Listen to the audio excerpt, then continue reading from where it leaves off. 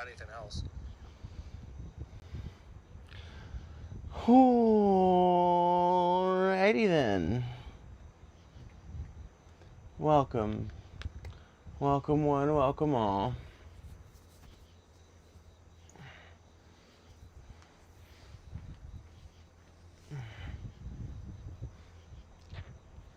Let's see here, get this camera adjusted properly. There we go. I have to adjust it a little bit more as it auto pans. Hopefully we don't have to adjust it too much.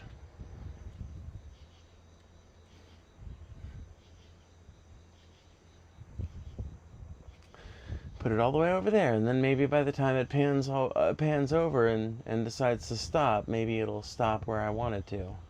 Okay, I think it stopped where I wanted to. Good. Hello everyone, what's up Pangloss? Capital P Phoebe. Yes, am I Capital P Phoebe? I got recognized in public again the other day. That was strange. I mean, it was cool. I mean, nothing bad happened. It was fine. It was just, man, it's weird. Because, I don't know, like 300,000 viewers a month does not honestly sound like that many. Like, it's definitely a lot, and I'm really, really, really, really thankful for it. But, like, pretty much the only time I ever have, like, any need to bring it up or talk about it is when somebody is like, oh, your channel is so tiny, hardly anybody listens to you. And I'm just like, oh, I mean, a few people do at least. It's not that many, but, 1/3 of a million people a month is not bad, right? It's not horrible. But I certainly would not expect it to be enough to elicit as many, like, in-person interactions as I've had over the last 6 months. I'm happy because I think I turned Turf YouTuber into pro-trans by making him do research, and I'm so happy. Oh my god, who is it? Is it somebody of note, or is it just somebody, like, small like me, or what? Yeah, either way, that's super cool, and I'm super happy for you.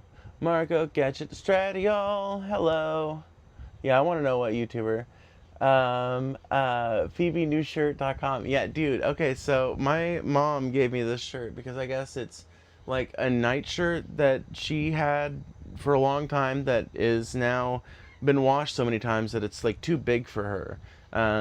But she was like, it might fit you, honestly, because of how it is made.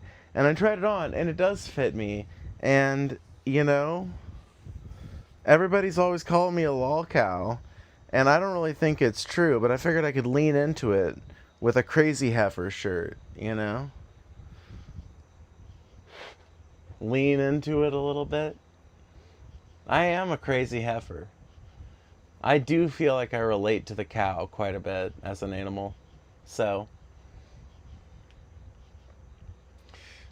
it's serving Mother Ophi, I can see it. Yes, 100%, yeah.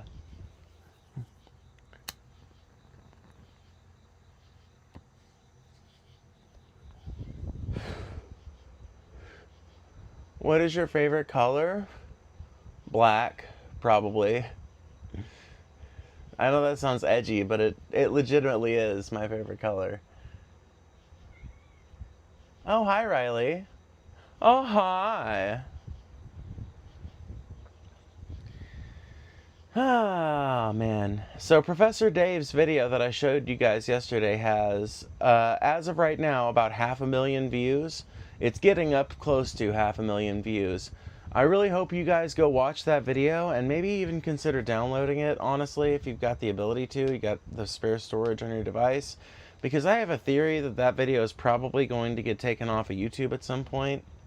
Not by Professor Dave, but by just a mountain of reports, false reports nonetheless, but reports. And I think it's going to be important for people to have alternative sources to get this, to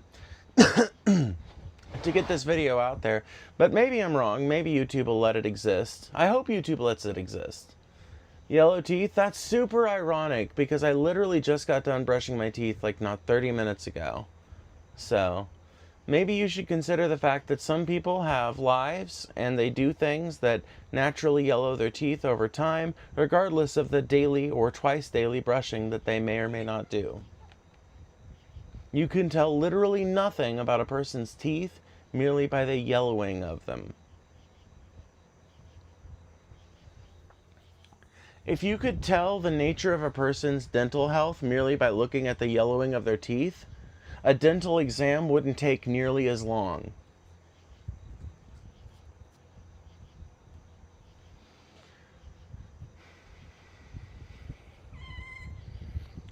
Twice? What am I, a dentist? I mean, for me, it depends on what I'm eating. I'll brush twice daily if I eat something that's very aromatic in the morning, or if I wake up feeling like, ugh, why does my mouth taste weird?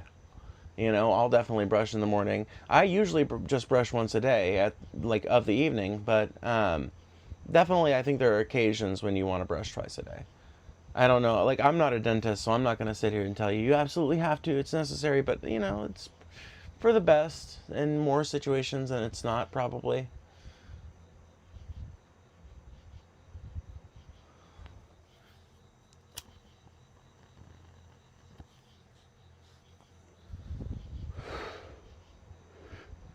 I can smell this stream through my phone. What does it smell like? I'll tell you if you're accurate. I'm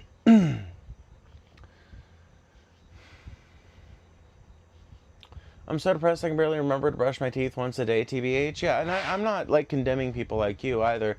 I'm just saying that it's so mean and presumptuous to assume that merely because someone has teeth that are a little yellow, they necessarily have no dental hygiene. And most YouTubers wouldn't even respond to a comment like that.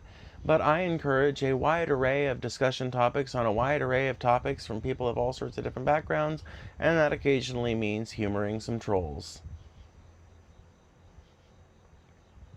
I'm not vaping.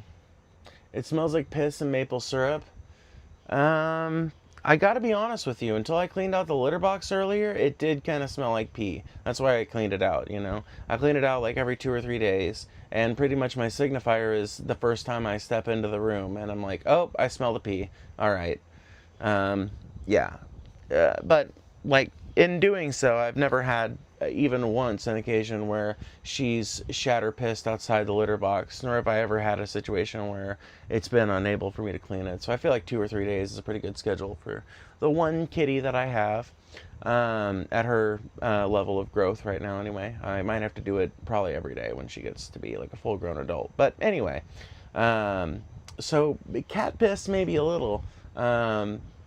Otherwise, maple syrup? No? Are you a boy or a girl? I'm a girl. In a world of chiclet teeth and Mar-a-Lago face, let's all just be ourselves. That's what I'm saying. I'm sitting up here with a completely natural face and a completely natural set of teeth. Same set of teeth I graduated high school with. And people want to shit on me because I don't resemble the celebrities that they are so used to seeing in movies and TV shows and the high production budget podcasts that they're used to consuming online. I'm sorry, normal people have vices and drink soda and don't have the money for like veneers or like fancy deep cleaning sessions twice a year to make sure that none of their vices affect their beautiful, pristine teeth.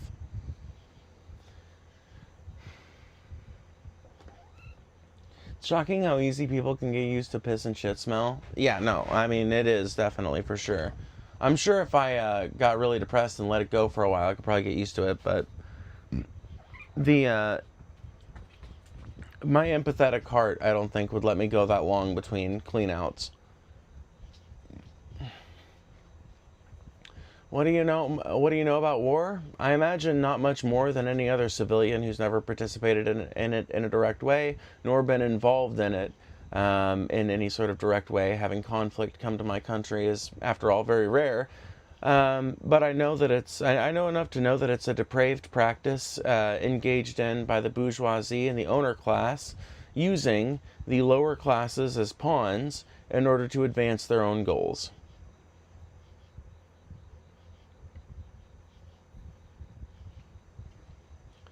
Yeah, I mean, I have been using hydrogen peroxide lately, and I'm sure they're like slowly whitening over time. Half the people that say the yellow teeth shit are people with not a tooth in their fucking head that they graduated high school with, right? They're motherfuckers with partials and dentures talking at me about how yellow my teeth are, and when I got every tooth in my head, you know? That is not a flash and circle. This is a squatter's rights symbol. It does look like the flash and circle because of how YouTube mirrors the camera, but no, I am not a fucking fascist. That is a squatter's rights symbol. Just to clarify.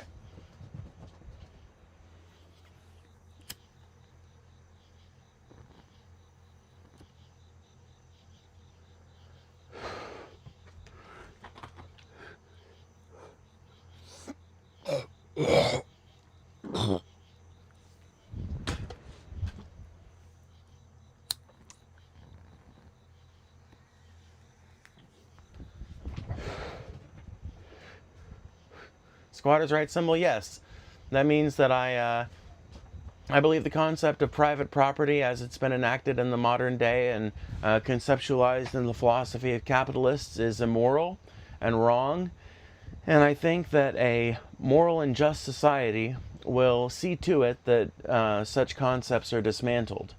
And I therefore support the right of people to take over abandoned homes and homesteads and properties and put them to better use. And that's what squatters' rights stands for.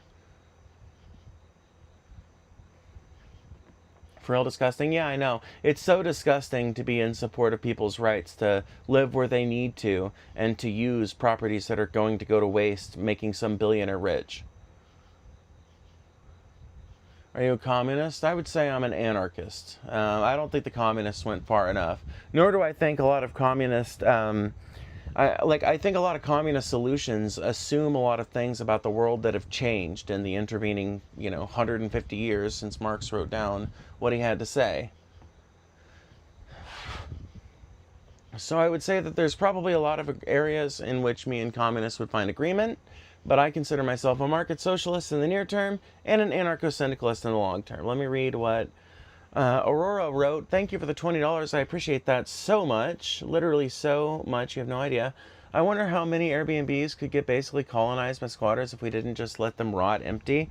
No, like literally, that's one of the reasons why I support squatters' rights and talk about it, because literally, Airbnb is not the only company that is buying up or like fostering an environment where other people buy up properties that should be homes for people to live in and places for people to raise families in, and turning them into rental properties to be used by tourists. And I think that, honestly, squatting is a great avenue to take over some of those properties. Some of them are legitimately not habitated.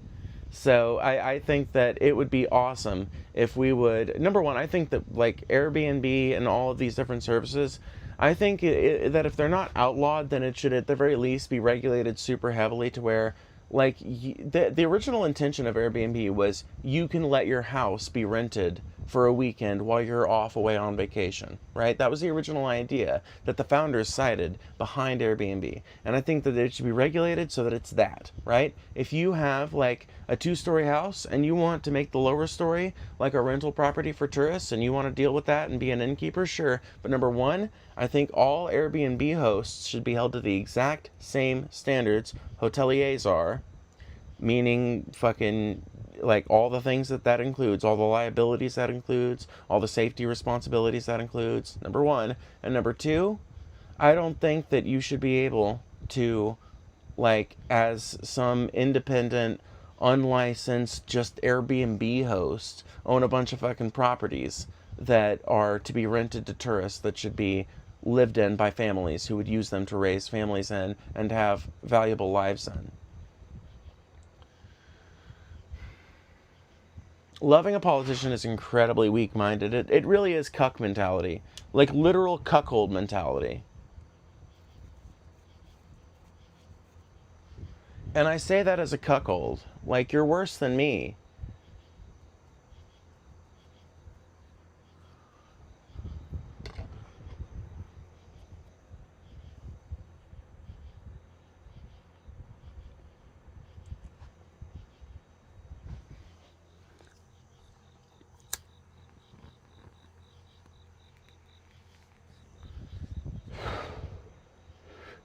but you can get shot dead. Castle doctrine. I saw that little comment.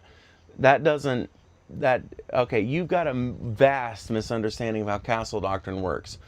Castle doctrine doesn't mean that you can shoot anybody you want to who happens to be in a property that you own that you don't want to be there. That's not what castle doctrine means.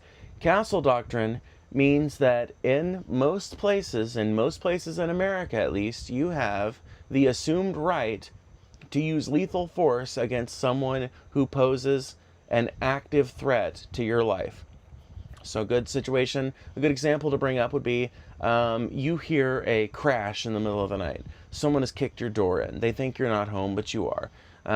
You quickly get into your gun safe and you pull out your handgun or a shotgun, whichever one you think is best for that individual situation. Manatee reference. Anyway, then you go downstairs and you confront this person. Let's just say, for the sake of this, example, that they're unarmed. Ultimately, that doesn't matter. You don't even have to know that they're unarmed, right? The fact that they have broken into your house and are actively attempting to interfere in your peace and the stability of your home means that you can use lethal force up to a point. It still has to be justified. If for example, if as soon as they hear you rack the shotgun, they turn and start running away, you can't shoot them in the back. Nor can you invade a squatter's home and try and take it away from them by force by enacting some kind of hillbilly vigilantism against them. It's not what castle doctrine means. It's not what castle doctrine allows for. Why not? Because that would be unethical and wrong. Because a TV can be replaced, a human life cannot be. Because a human life can be reformed, a TV can be remade, but a human life cannot be remade.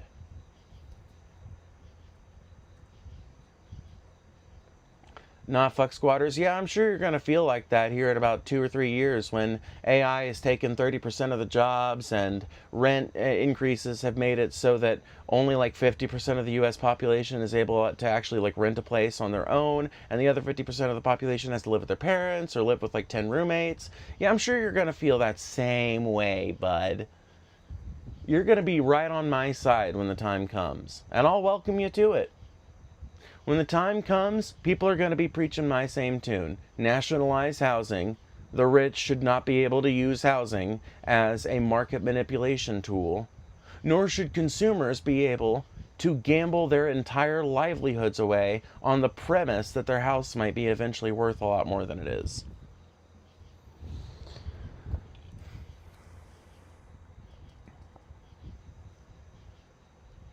Is that a wig? Serious question. No, this is completely natural. See? I was about to spark up outside and a skunk pulled up, so now I wait.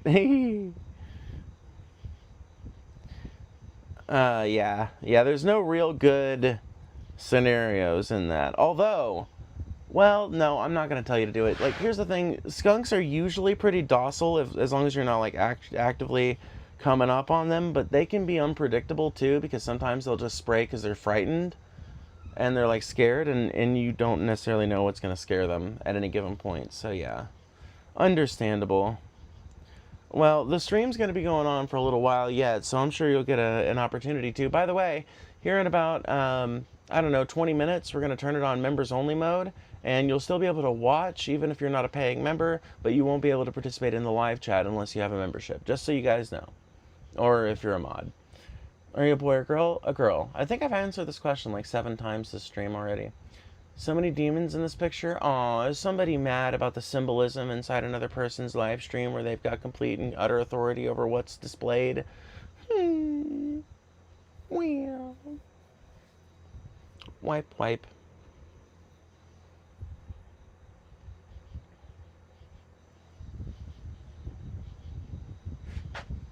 Hail Satan, champion of the downtrodden.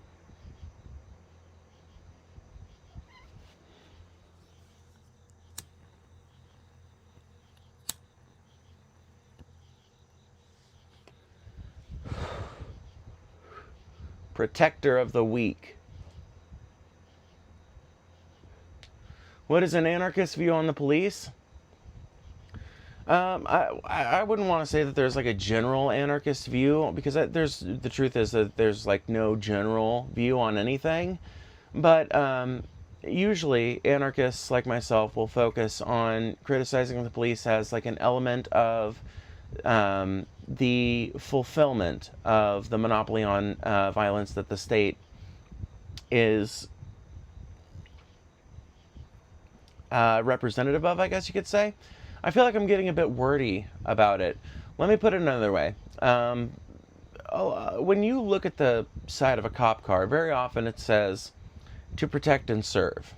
But if you've watched enough body cam videos, or if you just know enough about police statistics and crime statistics, then you know that really the main people that the police seem to be protecting and serving would be the big corporations, the big businesses, Walmart, Target, car dealerships, places like that. For some reason, they're always super responsive to crimes that happen at these places, often showing up as the crime is being committed and arresting the people in commission of that crime, right? However, when it comes to protecting the everyday citizens, everybody knows that the police are mostly useful for taking a report, maybe tracking somebody down in the aftermath, but that's really a crap shot.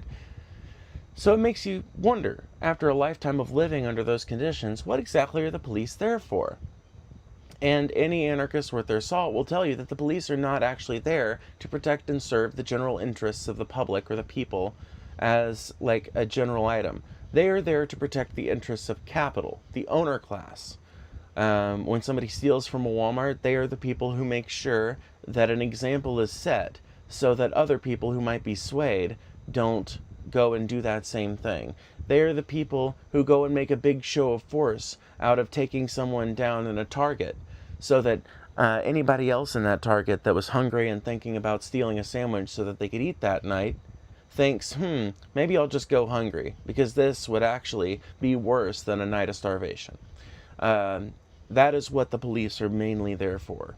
And in some far-flung future anarchist society, I would like to think that the things we think of the police doing that we would conceive of as ethical, like arbitrating traffic disputes and submitting reports and trying to intervene in physical or verbal conflict and being kind of like a peacemaker in those situations. It is my sincere belief that we are capable as a species and as a group of global societies. We are capable of coming up with a model by which that is done at a community level by people who live there and whose powers do not include enforcing the rigid edicts of some broader overarching state. And whose power and authority comes not from the gun on their hip, but from the trust and confidence afforded them by their community.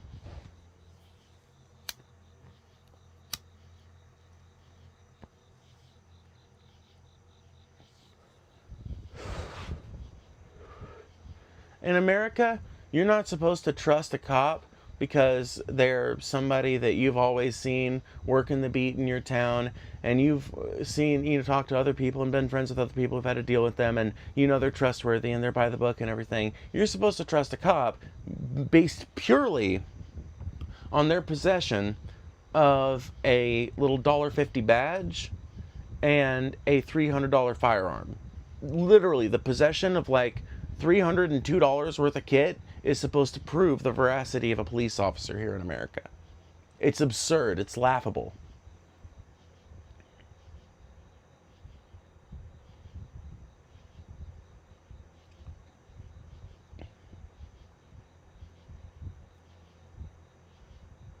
How can you be an anarchist and support police? I don't.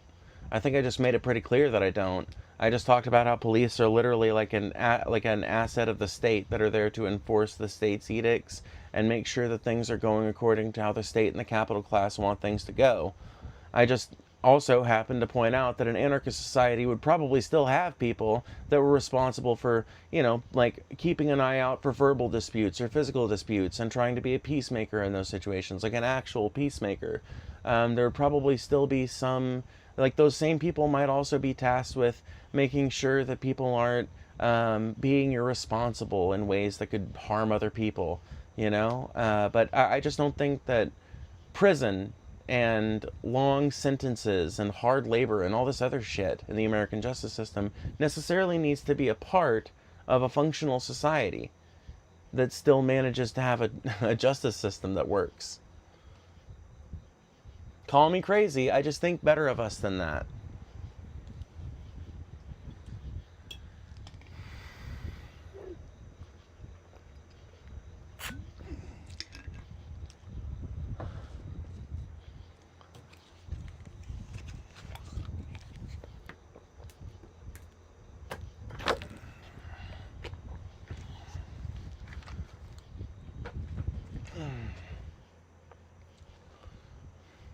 Because based on my own view, I've seen so much good come from the police. Well, based on my view, I've seen almost nothing but bad come from them. So it's like, you know, which of our views should be taken more seriously? I mean, if you look at the statistics, it seems like my view has more veracity that's backed up, right? If I were to look up right now, like, let's just look it up. Let me look it up. How do American police brutality statistics stack up compared to our other closely related nations, like other countries in Western Europe?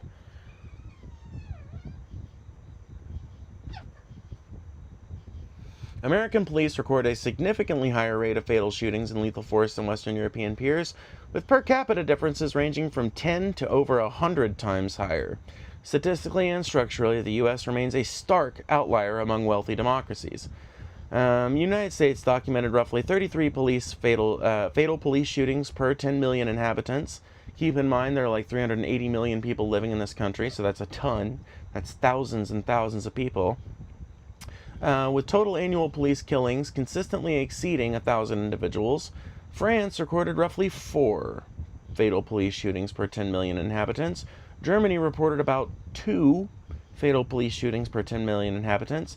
England and Wales averaged just 0.3 fatal police shootings per 10 million inhabitants, with individual years sometimes seeing as few as 2 total deaths in England and Wales versus in the United States, where total annual police killings consistently exceed 1,000 individuals.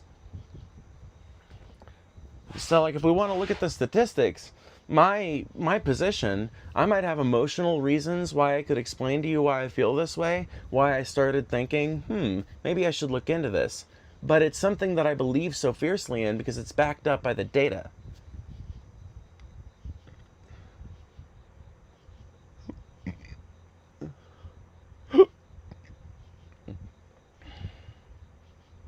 I don't know how you got blocked, Manatee.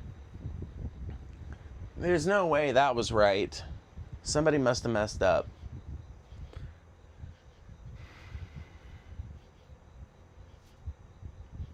We also have more people than all those countries combined. That doesn't matter. It was per 10 million people.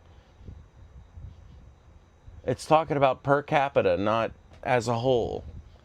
The statistic we were just reading off was based on per 10 million, not, you know, in the whole country or whatever. It was per 10 million inhabitants.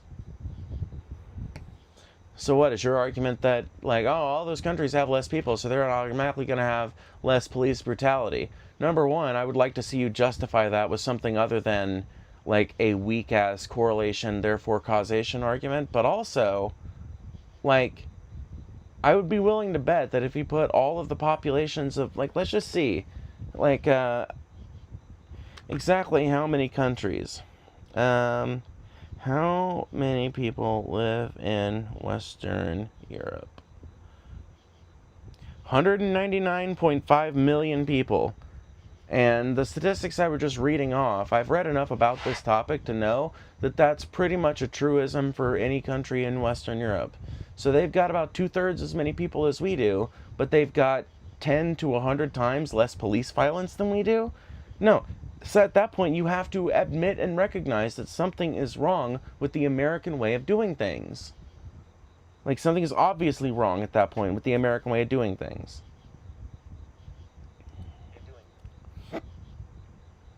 By the way, if you guys wouldn't mind, please share this stream. For some reason, my streams have not been getting a lot of views lately. Like, they've been doing okay. I feel like we've been having enough people hang out in here and everything, but I would like to see us hit those regular 200 for 2 hours numbers again here pretty soon. So if you guys, like if you have any social media that you can share the stream on or the channel on or whatever, just consider doing that because it really does help. And like also, that's another thing. I don't mention it enough anymore, but do hit that like button. Double tap your screen or hit the button if you've got one. It's the members only chat times. It is getting remarkably close, yes. I'm going to give it about 10 more minutes before we hit members only mode. And the police were the worst invention in the last few centuries, lol. Yes. No, literally. Yeah. Policing as it exists in the modern day is one of the worst developments of society, for sure. One of the worst developments of industrialized society. And it's one of those things that, like, literally the way it is done and the normalization of behaviors that is involved in codifying like a police state is one of the most intrinsic parts to making fascism possible. One of the reasons why Nazi Germany was able to happen is because, like, Europe, America, so many different countries started shifting their idea of policing and law enforcement and maintenance of the peace from a kind of like community watchman kind of town guard model to a model of like modern industrial society type police, where there are specific organizations that are paid by the state. They all wear the same uniforms. They're all issued the same equipment or made to buy the same equipment. And they are given all common orders that are distinct from the interests of the populace. Whereas for a long time, policing was literally just a matter of like responsible people in a community reporting shit and busybodies reporting shit. And like if you manage to get enough attention on something. So like many people will argue that the industrial society, I don't know what to call it, like the modern model of policing, a lot of people will argue that it was an improvement on the way things used to work because, oh, well, there's more guaranteed justice now. But that's just not true, right? There's still more work to be done. You can get rifles or shotguns through gun club or permit from Metropolitan Police. Yeah, you can get shit. It's not like guns are completely inaccessible to anyone who lives in the UK or anyone who lives in any other American city or state that has made it kind of hard to have a gun. Even in those places, you can go through the right permitting and conduct yourself in the right way to be able legally to have a gun and carry it around and be armed. But like, you don't even need to be armed in your everyday life. You know what's going to happen, honestly, if you are armed and anyone knows it and a public shooting happens around you? You're going to be the first target. Like, you're going to be the obvious first target. And I don't even think that's moral or virtuous or right. But you're like if you're some crazy sociopath shooting up a public place, the obvious first target are anybody that is armed, right? So, like, you're going to have to hope that you're able to conceal and carry. And even then, like, what are the chances that you are actually going to be able to make the right series of decisions? I can almost understand it if maybe somebody that was a vet or something and has that training wants to do it because they feel like they could actually be an asset. All right, maybe you've got a justification. But your average fucking 400-pound schlub off the street walking around with a fucking handgun hid somewhere on their person, they're gonna whip that out in the middle of a fucking public shooting and use that against somebody? No, they're not. Their fat ass is gonna be shot fucking running up to them with their fucking hand out, trying to get the gun out and load it and fucking accurately point it at them. So I feel like people are really like overly obsessed with the idea of being personally armed. And that's coming from a person, I fucking love guns. I love guns. I love shooting. I have a lot of fun shooting. I don't mind hunting. I think that you should use every part of the animal, you know, and what you don't use, you should leave in the woods for the scavengers to eat and for nature to reclaim. But, like, what is the point, honestly, when we know how these things go? We know how these things work.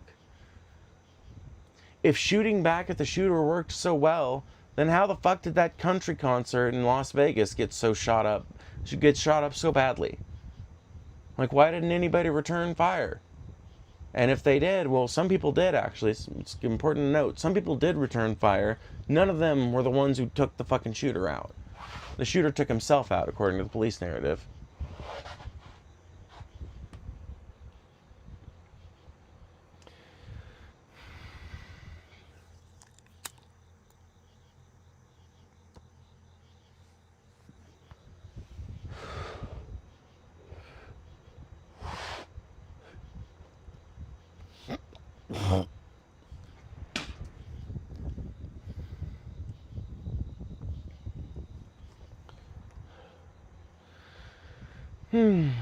Get a job.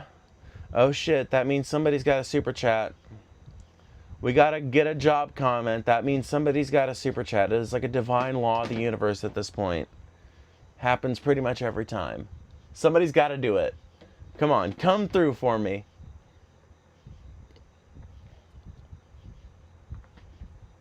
Yeah, people get timed out for saying Jesus saves, Jesus loves you, and shit like that because it's spammy and adds nothing to the conversation. Sorry, you're not being prosecuted or persecuted, by having your spammy religious bullshit timed out in chat. Taylor's not even an atheist. Taylor's a fucking Christian. She just recognizes, like every other reasonable participant in this chat, that a bunch of Jesus saves comments do nothing but create a speed bump in this environment that I have to sift through to get to a good comment.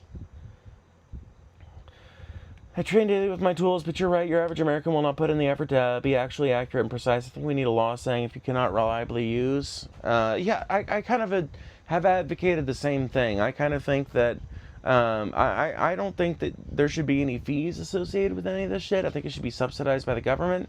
But yeah, before you buy your first gun, I think you should be required to take like a 2 or 3 week long course on how to properly use a gun. And one of the things I think we should do is, honestly, in school, we should implement a half a semester course that is just dedicated to the safe handling and ethical usage of firearms, because they are so ubiquitous in this country. And I want to actually make sure that every person in this country who comes across a gun and has went through our public education system knows how to safely handle that firearm, what to do if it's unsecured and they don't have the ability to safely handle it because they're too young or whatever, and like what are some ethical and justifiable usages of that weapon.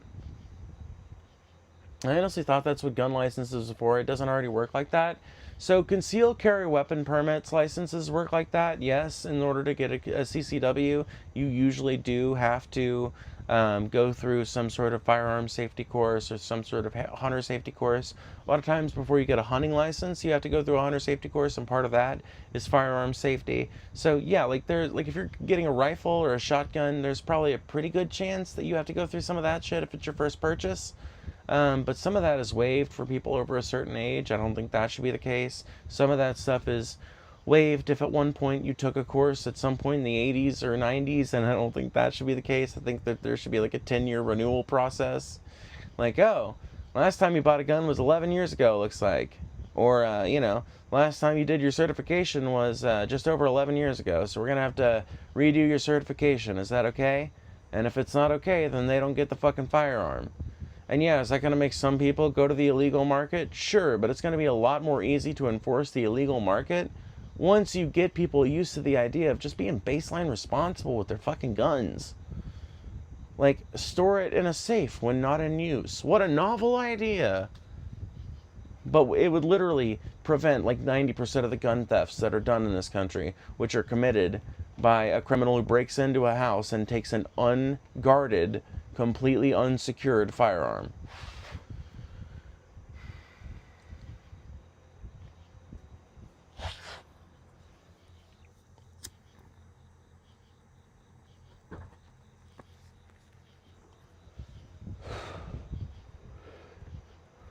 The cat wants to wipe her ass with that flag. Yeah, well, my cat just wants to wipe her ass with all flags. She's anti-symbol. By the way, thank you, Aurora, for the $10. I appreciate that a ton. If anybody else would like to support the channel, please consider doing so with a gifted membership, a sign-up to the membership, or a Super Chat or a Cash App donation. Cash App is honestly the #1 best way because YouTube doesn't take a fee from that, and I get to use it instantly, so it's awesome and it's great. You can send those down below. That's in the description. But if you don't want to do that, you can also use Super Chat or just gift some memberships or sign up for one yourself. They're super cheap, super easy to gift them, super easy to sign up for one yourself, and in 5 minutes, it's members-only live chat time. I had American friends who insist upon keeping loaded firearms within arm's reach. Yeah, I find that shit super absurd and really unsafe. I don't think you should keep a loaded firearms within arm's reach. It encourages, like, fucking up with that gun and using it on someone you wouldn't have wanted to use it on. There are literally thousands of stories of parents, loved ones, etc., shooting somebody that they cared about and was fine being in their room and everything, being in their house and everything. They didn't realize that it wasn't an intruder because they were so fucking paranoid. Their first thought before they even fucking asked who it was or anything was grab the gun, aim, shoot. And that can't be the standard. Should citizens have access to heavy armor like blast protection suits and such? Yes. Yeah, 100%. Yes. Yeah. Like, do I think it, like, because what is the argument against it? Oh, it's going to make it so much harder for criminals to get away, or so much harder for cops to get ahead of criminals that want to do some really big thing. Like, dude, the era of big bank heists is basically over. Those heavy armor suits don't protect you from a full frontal shot most of the time. Even like people in SWAT armor get killed. Soldiers get fucking killed, and they wear, you know, blast protection kits and heavy body armor and shit like that. So, like, what would be the argument against it? Oh, people can. It's going to be harder for the cops to kill them. I don't know. Maybe the cops should be better shots. There's not a single one of those shoots. There's not a single one of those suits that's ever been invented that accurately and completely protects the neck. So.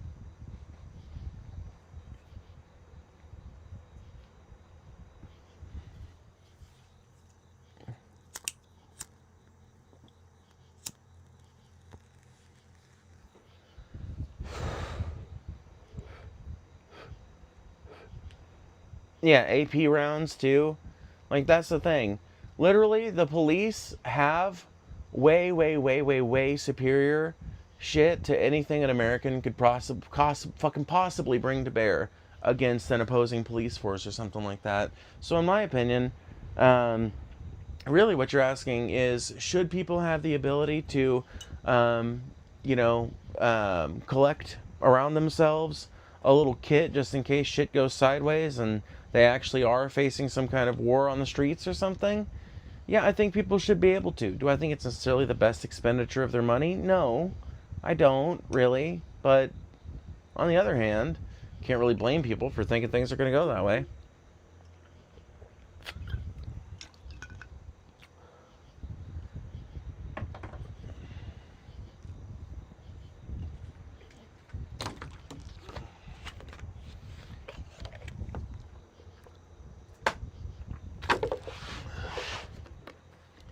I mean, like, you'd have to wield your own, like, turtle shell to slide on.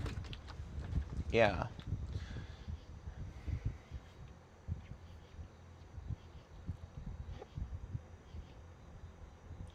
American citizens can have Barrett 50 cals. Depends on the state. Depends heavily on the state. There are some states that require you to have an FFA if you want to have, artillery like that. And yes, I know the Barrett 50 cal is not actually artillery, okay? I was using a euphemism.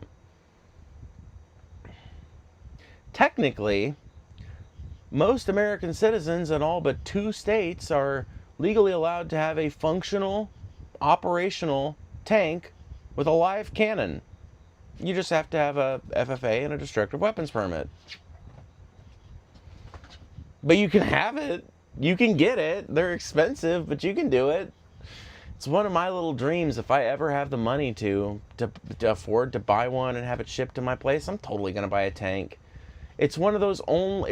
It's literally the only stupid expenditure of money that I dream about.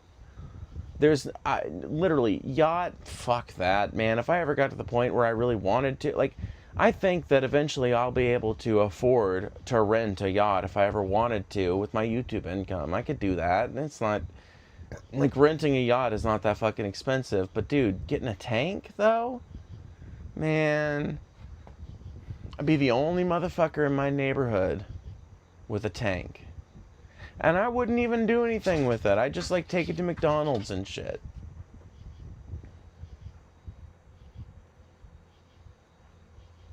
Yeah, you can pay to run over cars. Yeah, there's literally a place in Las Vegas and I think one in Michigan that literally sells tickets to, 4 hours of creative destruction with a tank.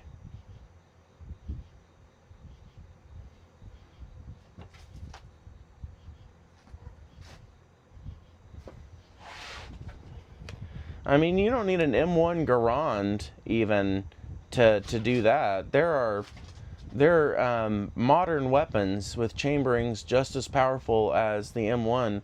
Let me see here. What was it chambered in? 7.62?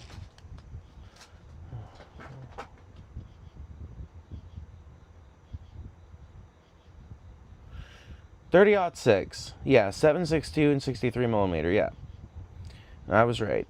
Yeah.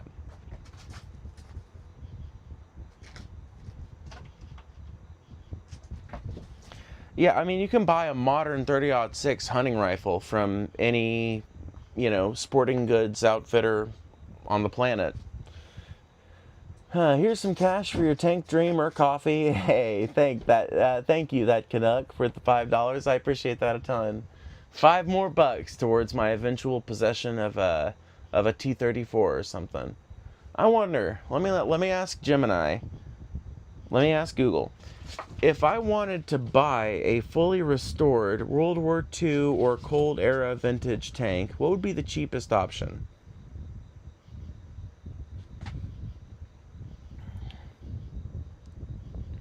Yeah, I know it would be light reconnaissance vehicles or tracked personnel carriers. I asked you for fucking Soviet bloc medium tanks, T-55 or T-34, fully running post-war Soviet T-55s or refurbished World War World War II T-34 variants sourced through international brokers like Mortar Investments historically offered the best value for a true tracked tank, though prices fluctuate from 60 grand to 100 grand depending on import logistics and global supply. Yeah. And if I wanted a Sherman, I would be paying between 250 to 500 grand. German World War II armor can range into the millions. Yeah, so I would likely look for some kind of Soviet era tank because they just built tons of them, and tons of them went unused or lightly used and eventually got phased out. Go to Ukraine, steal a T-72. That would be a funny movie. Wouldn't it be a funny documentary to like... Okay, guys. I have had a dream since I was a 14-year-old kid playing World of Tanks that someday I will own a tank of my own. And while I don't completely support the war effort in Ukraine, after all, I think diplomacy hasn't actually been tried, I do agree that Ukraine has a right to defend itself, and as a result, I have decided to join the war effort. For as long as it tanks to secure me a working T-72.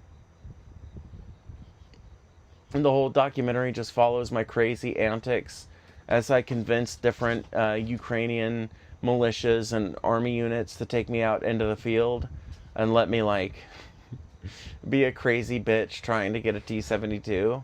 And the climax of the movie is that I get the T-72. And Ukraine lets me fly it home for free.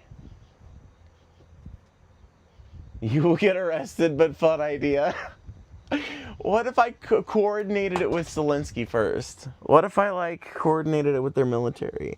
What if I was like, listen, I support the war effort, kind of, basically I support the war effort.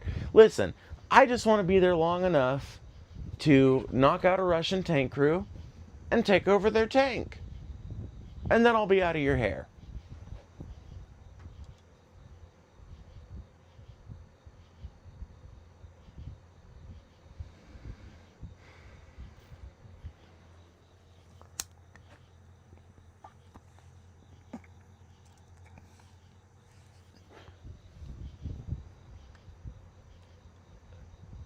kind of. I support Ukraine all the way. Well, here's the thing. I don't support forever war, and when it comes to a lot of Ukraine defenders, that's pretty much all I get when it comes to, well, what do you see happening in this conflict? And when I bring up the fact that maybe we should escalate the conflict from the American side and actually join in full force and show the Russians we're not fucking around, you are not gonna fucking get Ukraine, sorry you fucking thought that for so long, but you're not. I bring up that idea and people are like, no, because Russia launched nukes, or Russia might do this, or Russia might do that. And I'm like, oh God, okay, yeah, all right. Yeah, I'm the one who wants to fucking make apologetics for an endless war. I'm the one who wants to make apologetics for not doing anything in this conflict, right? Here's what I think should happen in Ukraine. Number one, I think an actual course of diplomacy should be tried, where, like, maybe Russia would, because I don't know if this has ever been offered, but maybe Russia would genuinely be happy with joint control or some kind of agreement like that over the Donbass, or even over a corridor leading to the Crimean Peninsula. Maybe they'd be fine with that. I don't know if that's ever been put on the table, because I think Ukraine has it in their head that they are going to get to keep every single square inch of land that is currently, or that was in Ukraine's borders before 2014. And I'm just like, I want that for you too, but I don't know if that's fucking feasible. And are you willing to sacrifice as many Ukrainians as it might take to get there? Because I think it might be preferable to arrange some kind of joint custody agreement between the Donbass or some kind of corridor to the Crimean Peninsula. I think it might be preferable to do that as opposed to engaging in 10 more years of forever war, where eventually Russia gets so exhausted that they give up, or Ukraine becomes so exhausted that they have to give up, and then they lose even more than they would have under the plan I'm postulating. So I think that should be tried first. And then if under a competent executive with competent negotiators, no deal can be reached, then at that point, I think America should step in for real. And we should start setting a clear line. Russia, you are not going to fuck with Ukraine. You're not going to keep fucking with Ukraine. We're going to push your army out of Ukraine. Then, if we have to, and you keep fucking acting like you want to keep pushing back in, we're going to push you back into Russia. And we'll keep going farther and farther until you get the fucking idea, finally. But for some reason, most Ukraine supporters want to tell me that those two options are both of them impossible, and that our only conceivable solution is to permanently support a war of indeterminate length in Eastern Europe. And I just don't buy that shit.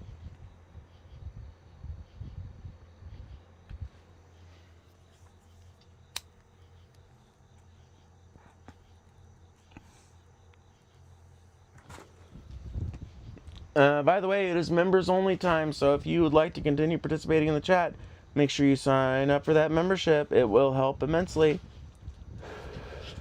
Brother, focus on that job. I literally am focusing on my job right now. My job is to make content for people on YouTube. They pay me in the form of SuperChats, memberships, shit like that, and I do it every night with a plum. Fuck Russia, they suck and they're gonna lose. They have to listen to everything we tell them to do. Okay. How long do you think that's gonna take? Because back when it was in 2023 and Dylan Burns and the DFF boys were having this conversation, Dylan Burns, supposed expert on Ukraine, was saying that Ukraine was gonna have this wrapped up in a year or two. Now, it's 3 years later and the conflict continues to rage on, unabated. And the best we've gotten to at some points in the conflict is, well, now it's been reduced to trench warfare, where really nobody's making much of a dent.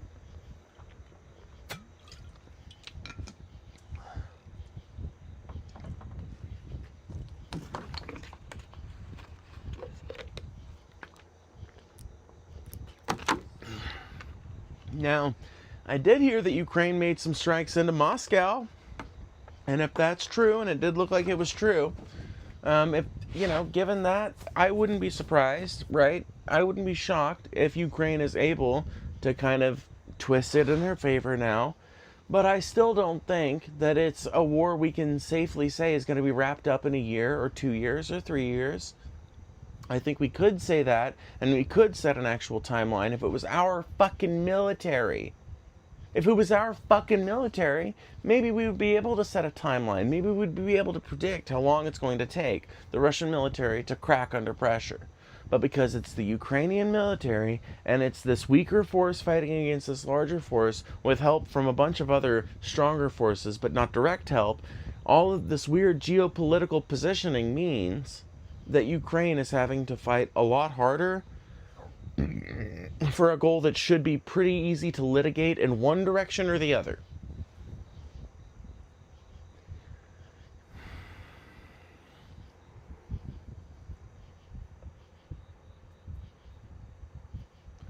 We can't even beat Iran. The USA is worthless. That's what I'm saying. Like, that's the thing, dude. I don't even know if we're in the position to do what I'm saying, but I'm just saying, like, ethically it would be better. And if we're not in that position, then we really do need to figure out some way to do some diplomacy. I don't know, man. I feel like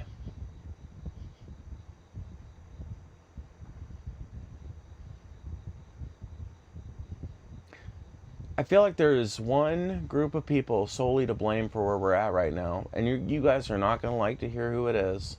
Maybe you guys will, because you guys love me. It's the DNC. The DNC is responsible for getting us here. And I know what you're thinking. But Phoebe, Trump is in office right now, not Joe Biden. Are you fucking crazy? It's not the DNC in presidency. It's not the DNC that's got majority in the House or Senate. In what way is it the DNC? Well, it was an insider group of DNC shills at the top levels of Democratic Party leadership who decided to fuck Bernie Sanders out of the 2016 presidential nomination. If he had gotten the nomination, he, not Trump, would have won in 2016. And Bernie Sanders' victory in that election would have forced the Dems into actual progressivism again. Almost certainly would have forced them into that. And because they were so committed to their party loyalty and their insider systems, they allowed the election to be won by the least electable candidate since, well, besides Hillary Clinton, right? And then they dropped the strap to him again 4 years after the end of his first term. And why did they do that? Because they put up another Democratic top-level shill in the form of Joe Biden in 2020. And he did jack shit for nobody. Meaning when 2024 came around and election season popped off, the ground was so fertile for the right wing and Maga and all these people to make their arguments that Joe Biden hadn't done enough, that there was too much going on. And then Kamala Harris didn't differentiate from his platform at all, and in fact revealed herself as just as much a warmonger as Trump would have been. Because, you know, at first I thought maybe 2024, maybe we could have averted this with 2024, we just voted Kamala. But then I remembered that 60 Minutes interview when she said that Iran was unequivocally our worst enemy in the world. And she couldn't rule out the usage of military force against them to stop their nuclear program, right? So then I thought, well, maybe 2020. Maybe if Bernie'd won back in 2020. And I thought, maybe. But really the reason why Bernie didn't win in 2020 is because they'd already subverted him in 2016. And they basically had the infrastructure already set up to do it again. So really you have to go all the way back to 2016. And that's when you finally arrive at one of these landmark decisions that wasn't understood to be a landmark decision at the time, that wasn't made in the way a landmark decision would typically be made, that was made in some smoky back room at some headquarters office of the DNC. That's when it happened. That's when we were set down this course irrevocably. The DNC decided that maintenance of the status quo mattered more than protecting the world from the rise of a fascist government in America.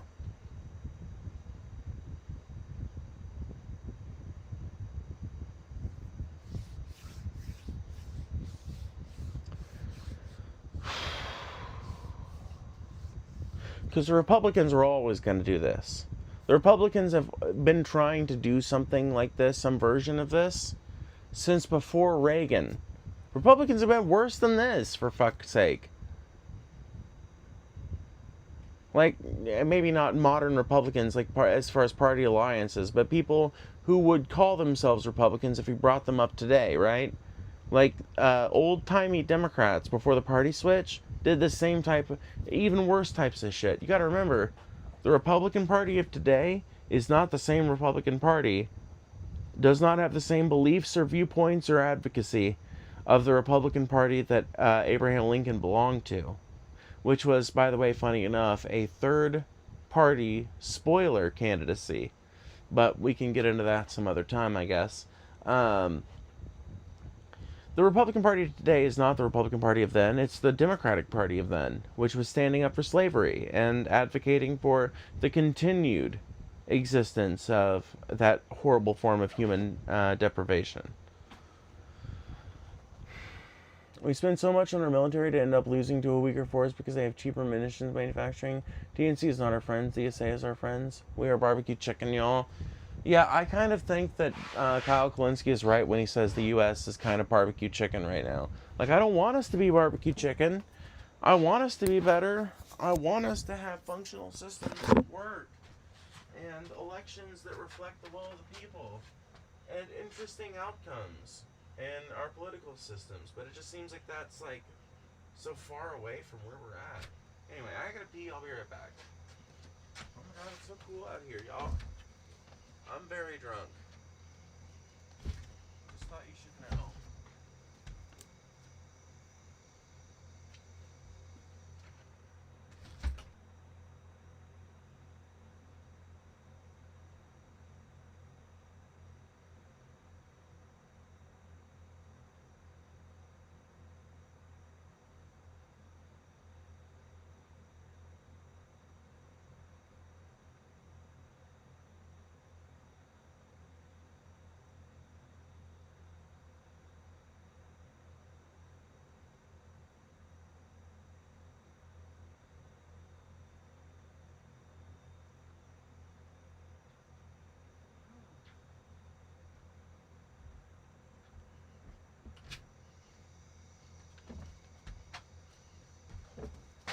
Sometimes, when I squat down to take a piss, the wet grass tickles my asshole. I don't know if that's one of those things you're supposed to admit in front of other people, but I just did. Because your girl doesn't give a shit. Yeah, the DNC is not our friends. They are literally like the enemy. As close as we're going to get to the enemy.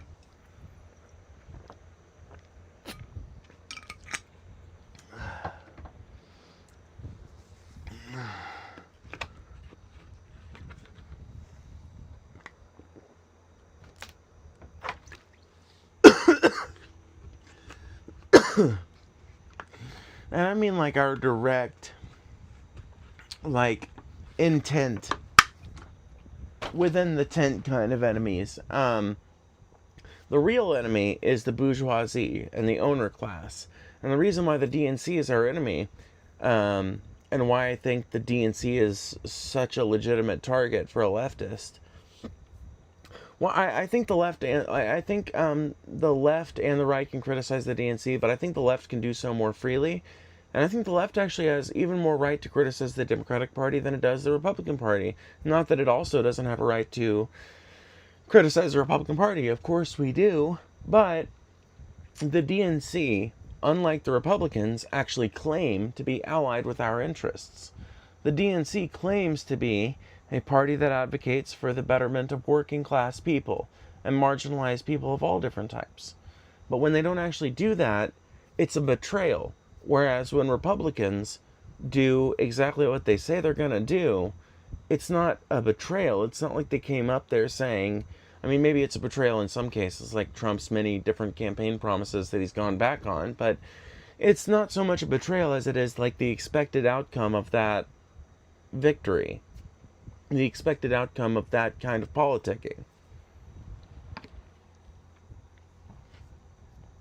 Meaning to, like, because the Republicans are the open and unapologetic defenders of the status quo and the billionaire class, I feel like they are, like, you can generalize your criticisms to include them without necessarily including them.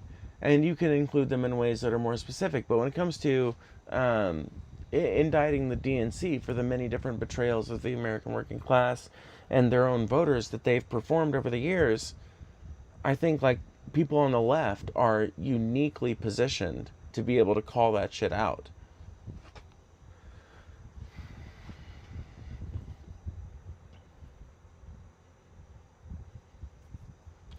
The Red Cross can never have my blood. They used to spam call me into the evening hours. Yeah, I would never give an organization my blood that spam calls me.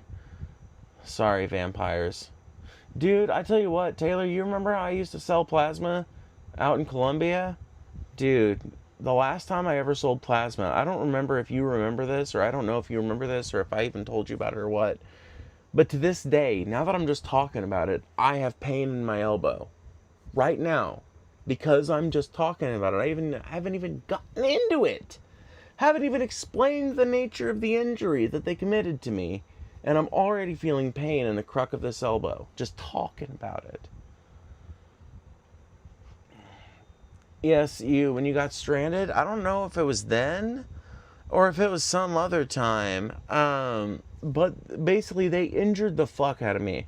I went there. I think it was one of the times me and Colin both went there, but it may have been one of the times I just went there by myself. I don't remember. But it was, whatever the case was, they put me back there, even though the first time I didn't test like I had enough liquid in my body, basically. They were like, you need to hydrate a little bit more, and then we'll test you again in like 30 minutes, and we'll see if you pass. And I guess then I passed, but just barely, which makes me think I didn't actually pass, but it was close enough to where their corporate training told them, go ahead and take their blood anyway. Well, the draw happened relatively painlessly, just the normal uncomfortable numbness that it normally came with. But when they started putting my blood back in, minus the plasma, I started screaming. It was the most pain I've ever felt as an adult human being. I don't even want to get into it any more than that, but it is a miracle that I didn't rip it out of my arm. I started yelling, like, please help, help, nurse, please, come here, please, somebody, oh my God, oh, I just started wailing, literally like wailing, and so they rushed over there and did the stuff they needed to do, I guess, but fuck, dude. Oh, no, they didn't do the stuff they needed to do. That's what made it worse. Oh, my God. They basically told me to calm down. That's right. Oh, my God, I just remembered. They basically just told me to calm down. Like, more or less. They were like, we can't stop it, or it's going to, like, fuck up the machine, or it would fuck up my health or something. I don't remember. I'm too drunk to remember exactly why they couldn't stop it right then. But they were basically like, we've got to let it run a certain amount of cycles before we can do it. And then, like, because basically you can run it for like a half cycle or like a full cycle or whatever. So you can run like a certain portion of cycles. I don't know exactly how to put it. But basically, she was like, in like 15 minutes we can take it off. But, you know, oh my God. Anyway, I'm skipping the painful part so I can just tell this story. When I got done, by the time I got done, there was already a bruise forming on my inner elbow. By the time I got home, the bruise stretched, not even kidding, from here to here. And to this day, I still feel pain in this elbow whenever I tell this story. Because I guess when, like, the way they had it, the way they poked me or something, was able to get blood, but not able to return it, and they just ended up injecting a bunch of fucking blood into the fucking viscera of my arm. Ugh.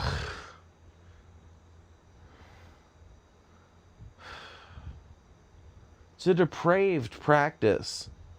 One of the biggest focuses of medical science needs to be finding fucking synthetic alternatives to human plasma, and then, like, we need to ban it. Like, I don't think you should be allowed to sell your plasma.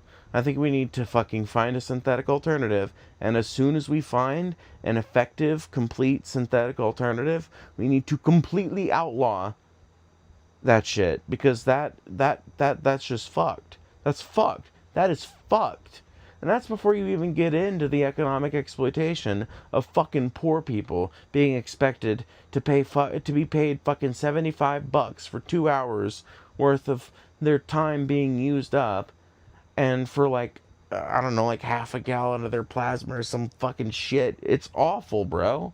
Why do we allow this shit? Why do we normalize it? Why is giving plasma one of the first fucking things you're told as a poor person in this country when you need to figure out how to make it? You need to figure out how to make a living. You need to figure out how to pay your bills when shit doesn't work out the right way. Why is it that's one of the first fucking things people say? It's because we live in an exploitative fucking country with an exploitative fucking economy that puts people in that fucked up exploitative position where they're literally getting their fucking blood drawn to pay for the medical industry's ability to make fucking certain medicines.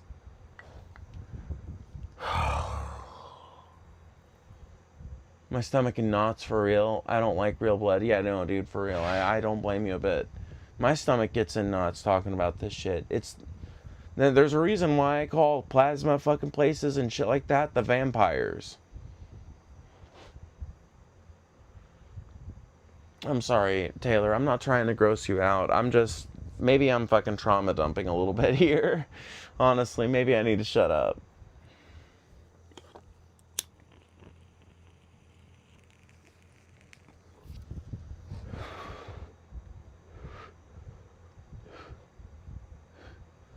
Had to get a blood draw to check my hormones. Oh. I can deal with a blood draw these days. I don't like them, but I can deal with them. If I know one's coming up, I can hydrate and avoid smoking beforehand so that I'm juicy and ready for the fucking blood draw. But God, I hate it. Oh man, I just hate it. I hate it. I hate it. I hate it. I hope that eventually medical science creates a technology by which a doctor can just stick a thing to your skin, and without making any pinpricks or anything, it can just analyze your body, basically.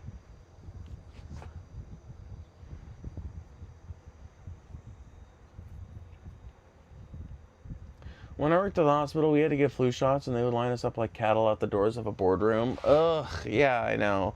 I've been through vaccination and testing processes like that. When I worked at the prison, that's how they tested us for fucking COVID-19. They had different shifts and, like, you know, different groups from different shifts line up outside of one of the, like, reception areas, I guess, or some shit like that, and go through, have our nostrils swabbed.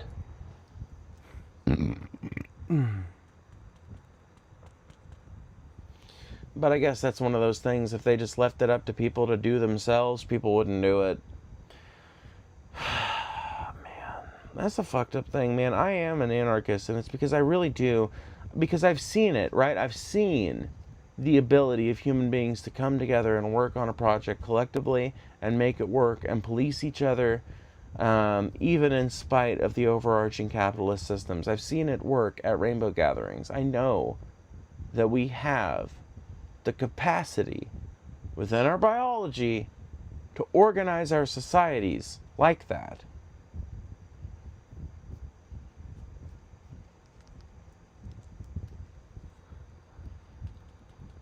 But for some reason, when you ask the average, everyday, normie American to take some small step to protect themselves and their fellow person, so often that comes with resistance and anger and hatred and vitriol even sometimes. I feel like she cursed me. I got so sick from that flu shot. I felt like a ghost for 3 days afterwards. Definitely taking some anger out on me. Let me see here. I used to donate to fuel my weed addiction. That's awful, Helltown. I feel for those nurses they had on that job, but man, she stabbed me with hatred for her life. Definitely taking some anger out on me. Every movement I felt like I was being tortured. Yeah, dude, some vaccines do tend to have that effect because, like, it's basically making your body think you're sick even though you're not sick. So it's not going to, like, get you so sick that you die, but it is going to get you sick enough that you know how to fight the virus off in the future, basically. And sometimes they just fuck people up real bad. Not, like, in a way that's bad enough that you shouldn't take a vaccine. You should obviously still get the fucking flu shot or whatever, but yeah, sometimes they do make a motherfucker sick.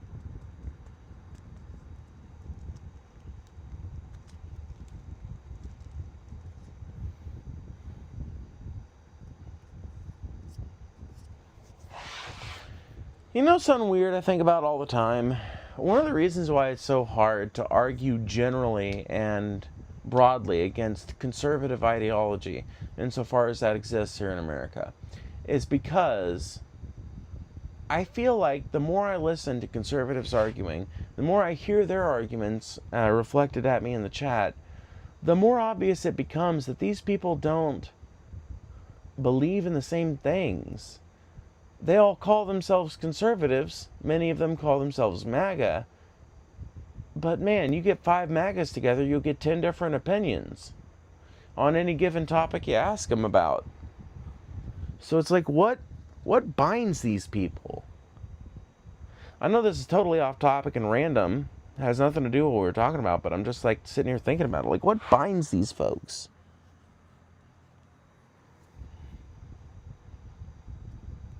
Because, like, on paper, the answer is nothing.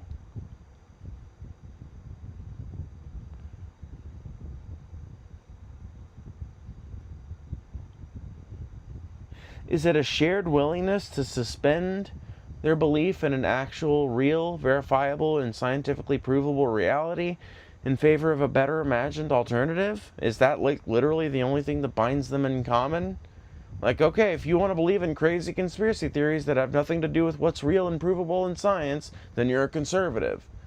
Because that seems to be one of the only common trends, but even that isn't really a common trend, because I know some people that only do that like a tiny little bit, or that don't do that at all, that still consider themselves conservative. Admittedly, it's a very small group, but I know a couple. So, like, what the fuck is it?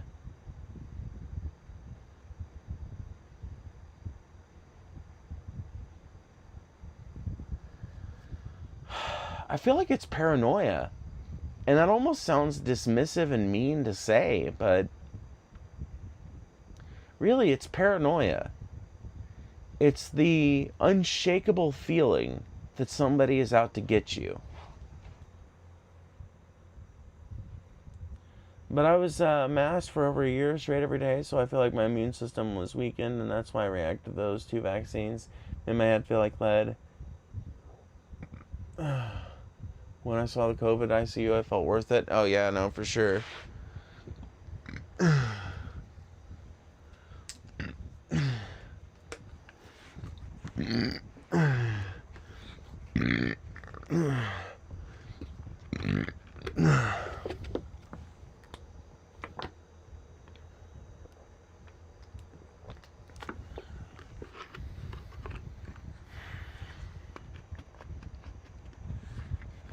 I think that's all the drink I need for a minute. Good and toasty now. Oh.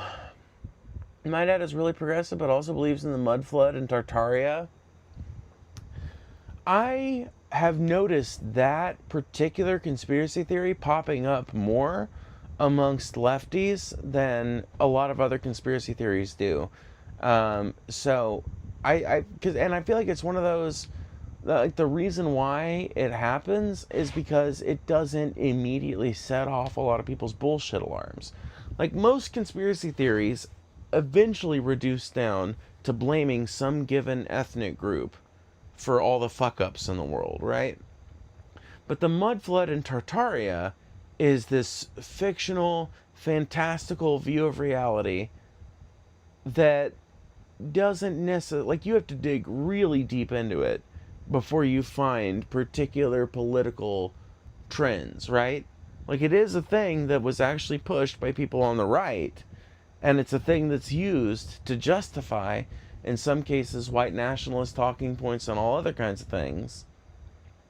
But because it's one of those things that's presented on so many levels as being innocuous and not connected to any racialized conspiracies or any specific K-nerds, it's one of those things that I think goes unnoticed or untalked about as a bogus pseudo-archaeological conspiracy theory, which is what it is.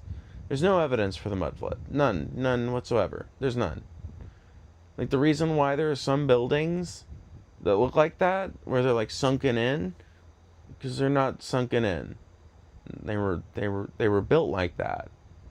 In some cases, a building was built, and then the roadways slowly built up around it. And that's why, like, you'll see like a cutout where that building, is, basically. Like, what sense would it make otherwise? It's the thing I don't get. Like, I would maybe understand these people thinking, oh, maybe there was some giant fucking flood of sediment and silt that happened, if, like, there were tons of buildings all over America and all over the world that were, like, clearly inundated at some point by water and silt that had been cleaned out since then, but there was, like, this layer of dirt that just sat up against all the windows. But that's not how it is. In every single one of those instances, what you find, if you look into it, is a building that has, like, one of those little protective berms around the windows to protect the dirt from falling in towards it. Or you find a building that's basically got a little concrete footprint around where it sits. I didn't go out the entire pandemic except a couple exceptions. When I did, I was masked, so I don't really blame masks directly. I just feel like my safety disadvantages my immune system. If that makes sense. I was pretty much isolating the whole time. Yeah, no, I get what you're saying.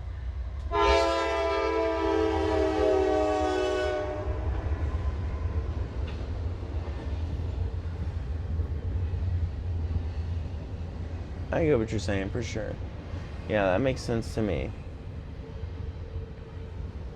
What's the mud flood in Tartaria?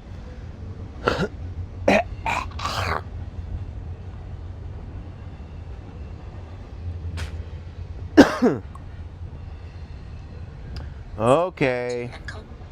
Tartary was a lost civilization with it. What if the ground beneath us hides a lot? Tartary was a lost civilization with advanced technology and culture horror. TikTok videos trend. TikTok. Look at any major city. Grand buildings with their first floors buried underground. We're told it's street racing, but that's everywhere simultaneously. Proponents claim Tartarians developed unlimited wireless energy. New horror trend. TikTok. So basically the idea is that, literally, it's the stupidest shit you've ever heard in your life. The idea is that the reason why there seem to be so many important or otherwise useful buildings that have ground floors that are located below street level is not because streets perpetually get built up on and raise up over time, especially narrow city streets. Not because some buildings chose to dig down and put their footprint a little lower. Not for either of those two reasons. But because at some point there was a giant worldwide flood, not of water, but specifically just of mud and silt and sediment. And that somehow accumulated around all the buildings. But for some reason, they can't explain why not every building of this vintage has this feature, why the mud flood seems to have just completely missed whole swaths of the planet. They can't explain why there's not a distinct geological layer that we can look at and examine across the entire world and find that consistency. Because it's not real. It doesn't.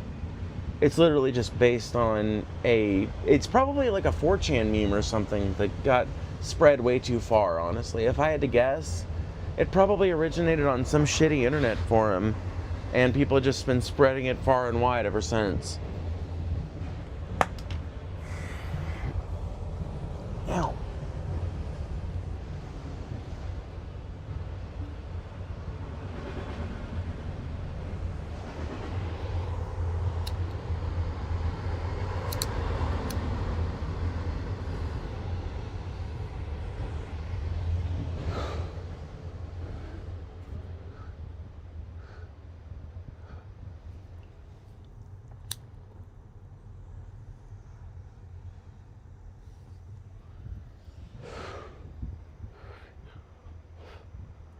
You know, I heard that Anthony Fauci pleaded the fifth in regards to the origins of the COVID-19 virus. And everybody's jumping his case about that and acting like it's all suspicious. But my thing is, like, why would he say anything in that? Like, literally, why would he say anything besides, I invoke my right to remain silent? Like, no matter what position he takes, it's going to be used as ammunition against them by the administration. And they're even planning to use his invocation of the fifth as ammunition against them. They're planning on using that as evidence of some, you know, misgivings or whatever.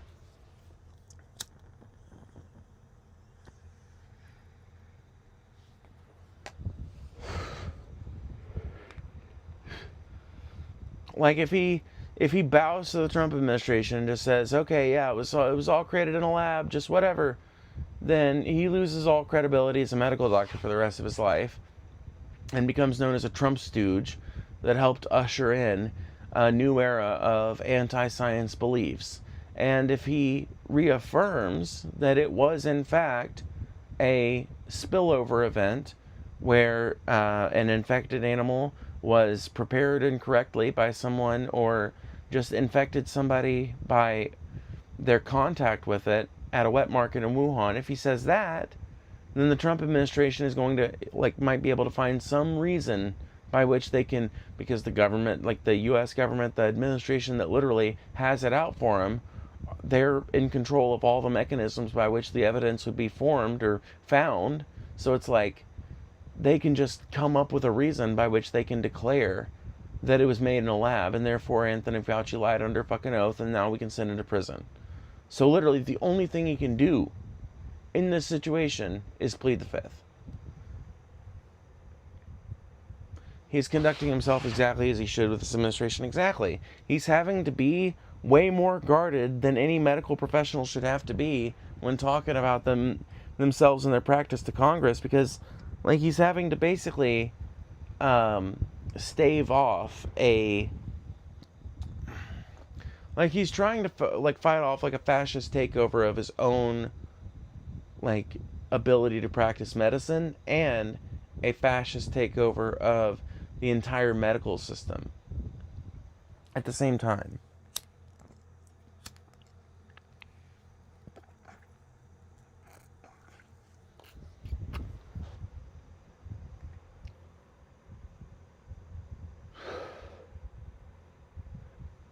I'm saying that my lack of exposure to the outside world during the pandemic caused me to get little exposure for seasonal viruses, which made me temporarily become ill more often.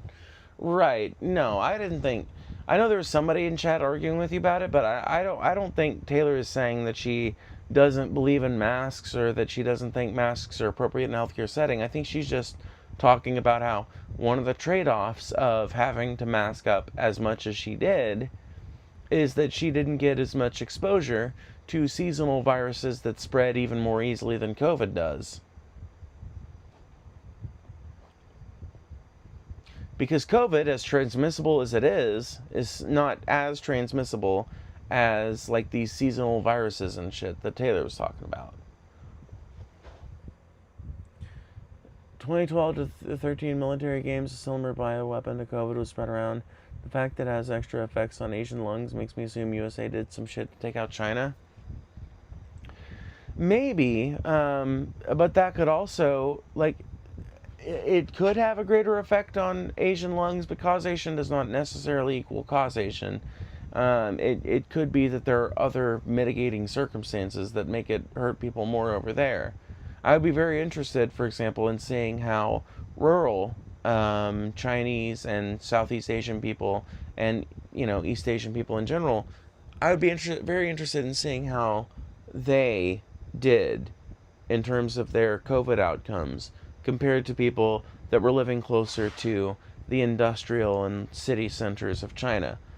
Because, COVID being a respiratory illness, I have to imagine that pollution would mitigate its effects quite a bit. Or not mitigate its effects, but worsen its effects. It's catch-22. No matter what he says, they're going to make him out to be a boogeyman. Exactly, which is why I kind of think that, honestly, as much as it sucks, pretty much the only thing he can reasonably be expected to say is, I plead the fifth. We've been doing DNA and bio-targeting for a while. It doesn't surprise me if it is in a war crime the first time. Jesus. I think actually spreading a bioweapon is a war crime. I'm pretty sure there exist in treaties we are probably signatory to that make that not a thing we're allowed to do. But what the fuck does us being allowed to do something even matter at this point?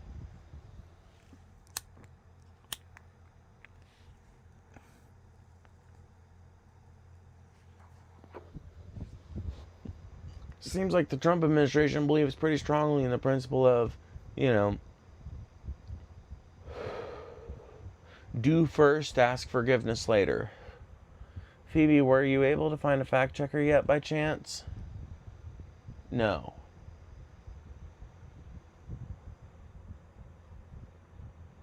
Viruses are rarely a conspiracy, because the nature of bacteria and viruses is to mutate. Yeah, that's kind of another reason why I don't believe any of the, it was gain-of-function testing in Wuhan, or, it was, something we deployed against China or something, because it's just I mean, all the cases that were traced back in China ended up tracing back to this wet market in Wuhan.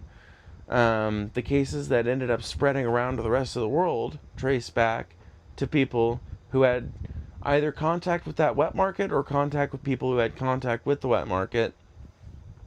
So it seems to me like it was just something that maybe was spreading for a while in the population. They think it came from bats. So it seems to me pretty likely that it was probably just something that was spreading in a certain population of bats for a while before enough of them got killed and skinned and hung up at a fucking Wuhan wet market for the disease to finally get transmitted to humans. So there's no, because it traces back to a huge disease vector. There's a reason why wet markets aren't exactly a thing in most of the world. There's a reason why, places in America have pretty high standards as to what is allowed to be sold and shit like that, and Europe has the same kind of shit. Lots of places all throughout the world, not just America and Europe, lots of places have a basic standard against selling just whatever meat you bring in off the street, and lots of places demand better keeping of the product being sold. And all of this points to that wet market being an exceptionally likely vector for disease. Given that there's an exceptionally likely vector for disease in this area, and given that so many of these cases trace back to it, doesn't it seem more likely that it's just a normal mutation of some virus that spilled over from bats into humans? Yes, but not by spreading a catch-all sickness. War crimes also matter only if somebody has the power to enforce them. We hold the stick. Yeah, well, that's what I kind of meant when I said, what does it even matter anymore, really? Because obviously America is not interested in actually living up to all the treaties and deals that we've made. Trump in particular seems like he seems like the kind of guy who does not feel like he is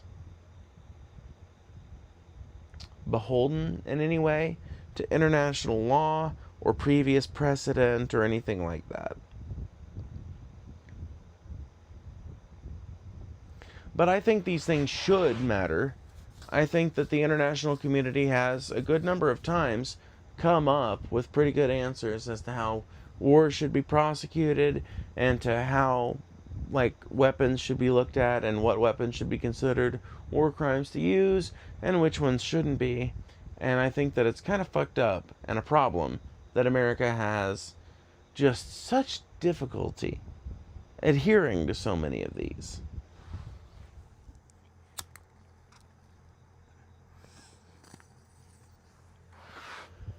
I think it's hypocritical of us to help enforce these standards on tons of other countries while not living up to them ourselves. Even if it did come from lab mishandling, I feel like that's an unfortunate reality of advancement of modern medicine. Yeah, I mean, occasionally stuff like that's gonna happen. I just don't think it happened in this case. And I don't think it was a bioweapon either. If it was a bioweapon, it was not a very effective bioweapon, because it didn't kill that many people. It certainly didn't set China back that many years. Near as I can tell, it didn't set them back any years.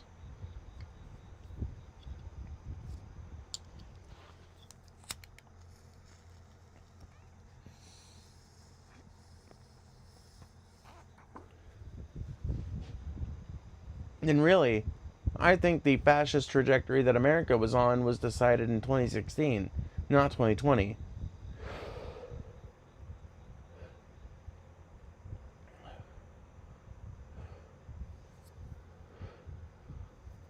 Not so much Trump, but our defense agenda in general. Bush had black sites. Obama was horrible with drones on civilian targets. Trump has a habit of surprise conventional strikes. It's a system, not the prez.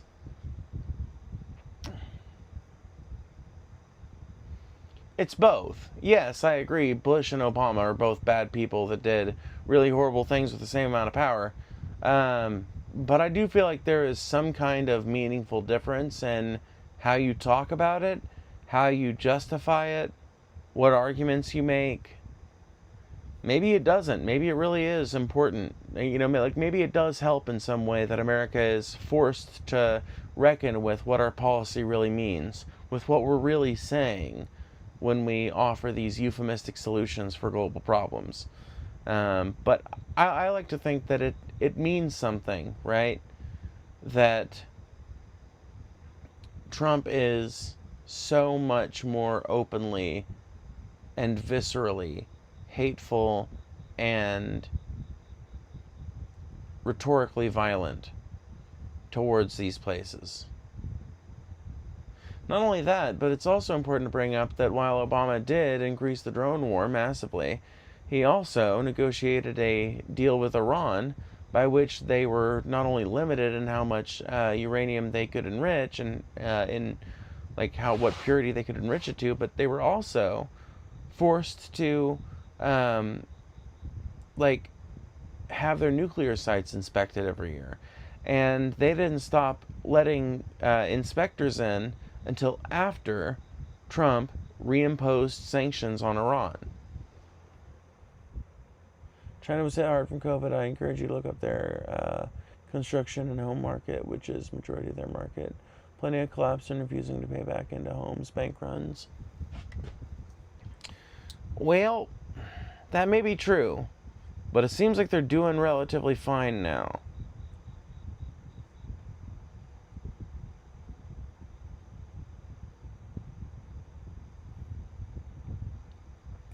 So either it was an effective bioweapon and China is no longer a threat, in which case Donald Trump and Marco Rubio, maybe not Marco, I don't know if he's been one of the people saber-rattling against China, but any of the people that have been saber-rattling against China, of which there are many in the conservative camp, are lying, right? So either it was an effective bioweapon and it really did work, or, and they're lying, or it was a totally ineffective bioweapon, and probably not a bioweapon at all. So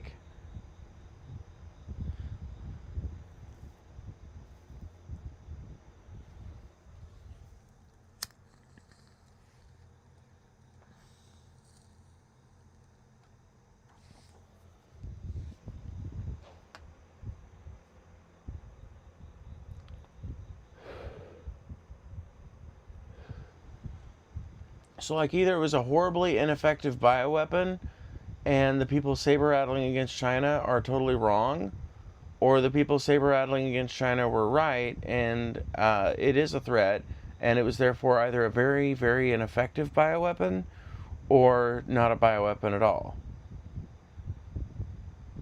But, like, both of these things cannot be true at the same time.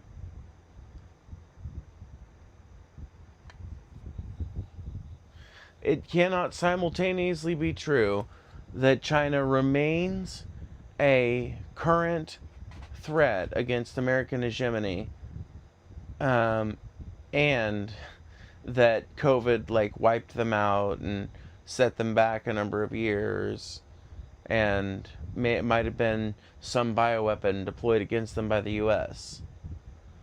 Either they had an effective bioweapon deployed against them by the U.S. that set them back a number of years, and therefore they're not an actual threat and people are lying, or those people are telling the truth, and COVID was not a bioweapon at all, or was a very ineffective one, and either way, it doesn't paint the U.S. government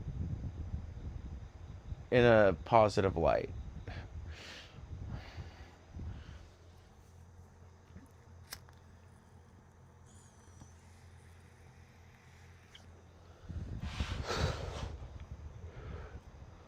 Either they're lying about China and producing fucking bioweapons, or they're lying about China and not producing bioweapons, or producing really horrible, like, not functional ones. Or, like, sorry, they're telling the truth about China, and in which case they're still just saber-rattling for a war. Sorry, I'm, like, so fucked up. Love you, Phoebe, but I think you need to dig into China market more. Sanctions fucked them, and not having 40% of oil hurt is even worse. Basically, same gameplay we used against Japan World War II. Let's just do some Google searching here. Let's do some Google foo.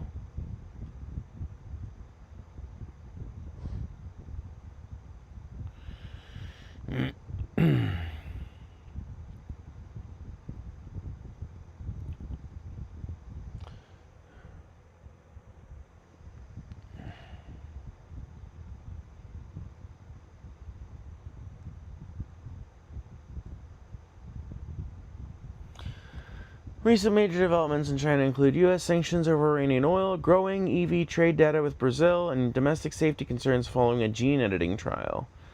Let's see here. The United States sanctioned mainland China and Hong Kong firms over alleged shipments of Iranian crude oil to Chinese tankers. So what I'm reading there is that they've been sanctioned, but that, like, they're still getting the oil. Car exports. China custom figures revealed Brazil has become the largest buyer of Chinese cars, hitting $5.2 billion over a 5-month span. That's quite a bit of money. Let's see.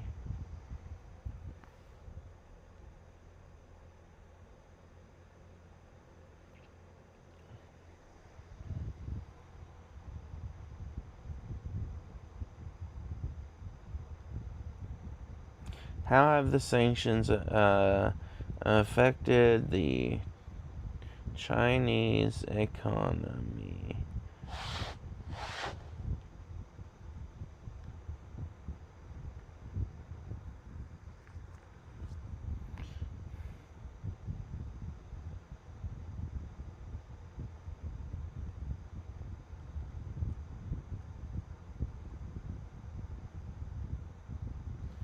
Oh, god damn it.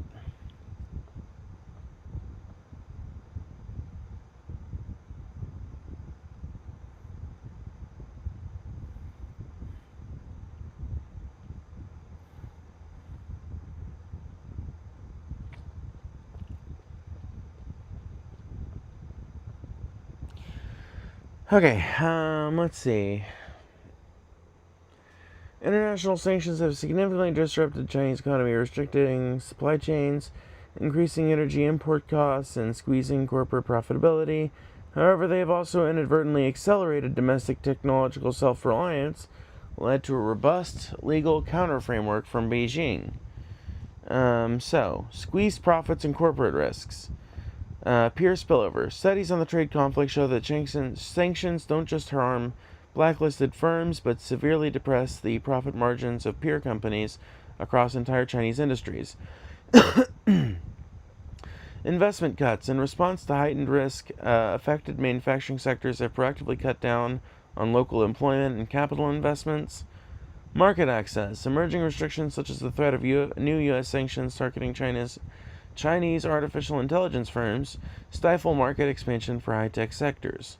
Rising energy costs and supply strains. Premium pricing. U.S. secondary sanctions and energy-focused campaigns target China's access to discounted Iranian and Russian crude oil. Independent TFOT refineries face frozen asset risks, forcing China to absorb higher global prices for its massive energy demands. The forced innovation boom. In a major unintended consequence, firms cut off from U.S.-controlled technologies increased R&D spending by 49%. Holy shit. Directly affected firms boosted patent output by 41%. Firms increased patents for replacement for restricted inputs, but they also redesigned products to avoid those inputs altogether. So rather than absorbing the economic blow, Beijing has institutionalized its resistance through sweeping trade and legal retaliations. So Beijing issued its first ever official blocking order under its anti-sanctions law, which forbids Chinese entities from complying with U.S. secondary sanctions against local oil refineries. Nice. Imposed dual-use export bans on U.S. firms and 14 major European entities like Rheinmetall, which cuts off key European and American defense industries from vital Chinese components and drone materials. Oh, neat. Okay. And then supply chain regulations. Institute severe limits on gathering data regarding Chinese supply chains. Traps multinational corporations between foreign compliance audits and Chinese legal penalties. Oh, neat. Okay. So it's not like China's like taking this on the chin and they're just like, okay, I guess that's the way it is now. They're fighting back. And it's not like we don't rely on a ton of Chinese technology for the stuff that we build over here. We do. We rely on tons of Chinese tech. A lot of our consumer market relies on Chinese shit in general. Yeah, that's big panicking for them. We cut off Venezuela. Russia, oil is a shit show, so they're going back on coal a lot. We're in a 6th generation war. Maybe. But you realize the U.S. doesn't have superpowers, right? I mean, you've explained to me the advantage we've got, but all of that is based on the premise that we can get jet fuel to fuel the planes and diesel to fuel the trucks to keep mining up the shit that we have to produce domestically, yada yada yada. And I just feel like if we keep fucking up, and we keep fucking up enough, it is not going to be long before all kinds of places start going like, what the fuck is even the point of maintaining any kind of working relationship with America anymore? They're just like shitheels.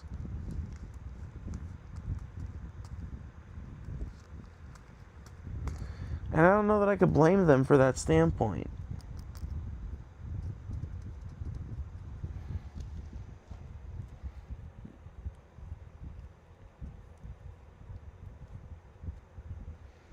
Well, yeah, I remember the lying flat movement from 2021, but it's 2026 it's fucking 2026 now.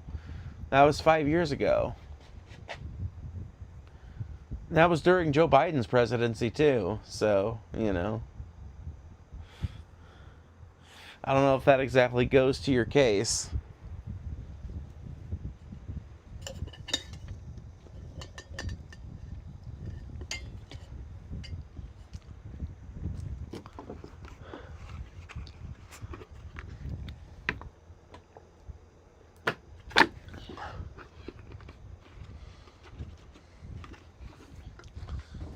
And I just have to wonder, Joey, I have to imagine the Chinese people are sitting around having the same exact kind of conversations about the U.S. Oh, the U.S. is on the ropes, man. The U.S. about to collapse, dude. Haven't you heard of the BLM movement? Haven't you heard of the fucking No King's Day movement? Haven't you heard of the growing labor activity that's been happening since October of 2023?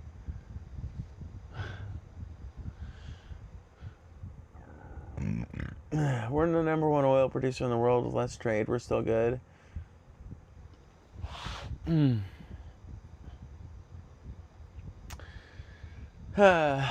Okay. I hope you're right, Joey, because I think it's going to be tested within our lifetimes.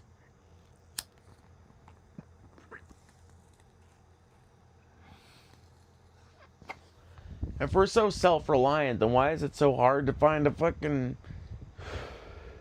graphics card that's made in America? If we're so self-reliant, why are there no completely U.S. built cell phones? You know, just saying.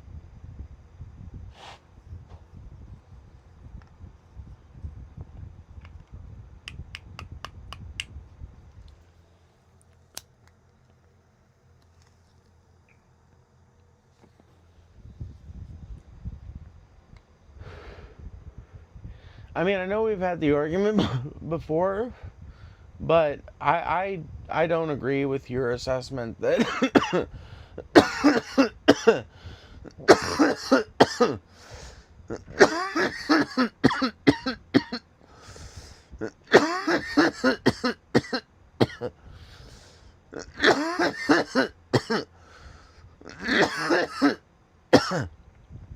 I simply don't agree with your assessment that the U.S. could withstand a long, ongoing conflict with the entire world. And I think that that's eventually what we're going to be facing. And even if it's not the entire world, I don't think it would take the literal entire world to beat America. I think that this is a myth that has been implanted in people's heads. And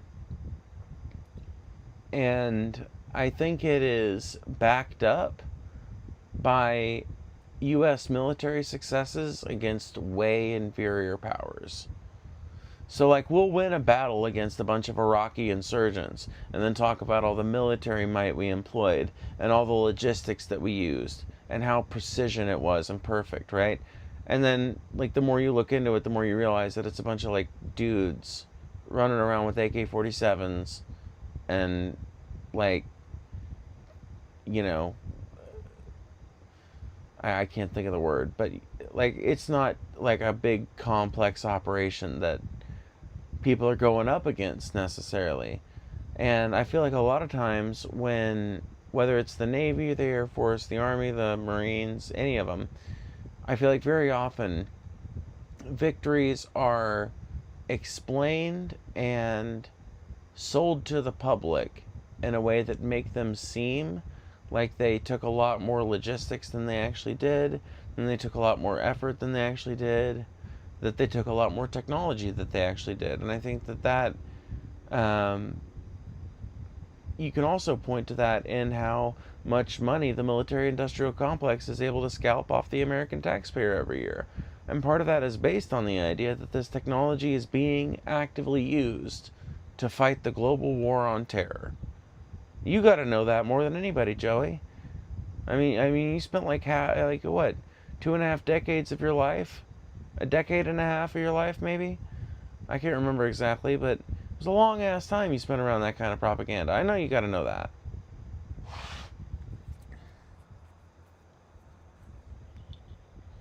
It's not like the people we've gone up against in the last 20 years have been well-equipped militaries with fully advanced navies. And I get that there's no country on earth that has, I get that there's no single country on earth that has the navy we do, but there are countries that have way better navies than anything we've gone up against in the last 40, 50 years. And which makes one wonder, how good would we actually do, right? Because it's one thing to say, well, we've done this good throughout all this time, and we've always had this much success, and we're going to keep having this much success. I feel like it's one thing to say that, and to assume. Sorry, I gotta unplug my mic because my phone's about to die, so I gotta plug it in. But I think it's one thing to say, you know, like we've always won against all these different targets. So many people have tried to challenge us, and they've all, you know, fallen against the rocks, basically. And it's another thing to actually have your country's navy tested against a competitor country's navy, like an actual competitor country. Because yeah, I get that no single country has a navy that is competitive with us and with our navy on a single, like, any single metric. But like, that doesn't change the fact that we haven't tested ourselves against navies of that caliber in the modern era. And there is long-standing and myriad historical precedent for massively underarmed, massively underarmored, and massively undermanned armies winning battles, wars, whole conflicts, etc. It's not like this never happens, right? And I just feel like as long as we haven't tested ourselves against that might, we shouldn't go around acting like we are the big dick on the planet that can just do whatever we want, and we don't even need to worry about the morality of it, because we're just the most powerful country and we're going to do whatever we want, because fuck it. I think there are pragmatic reasons why we need to worry about that. But I also think there are moral reasons too. Why it's wrong for us to be as imperialist as we are.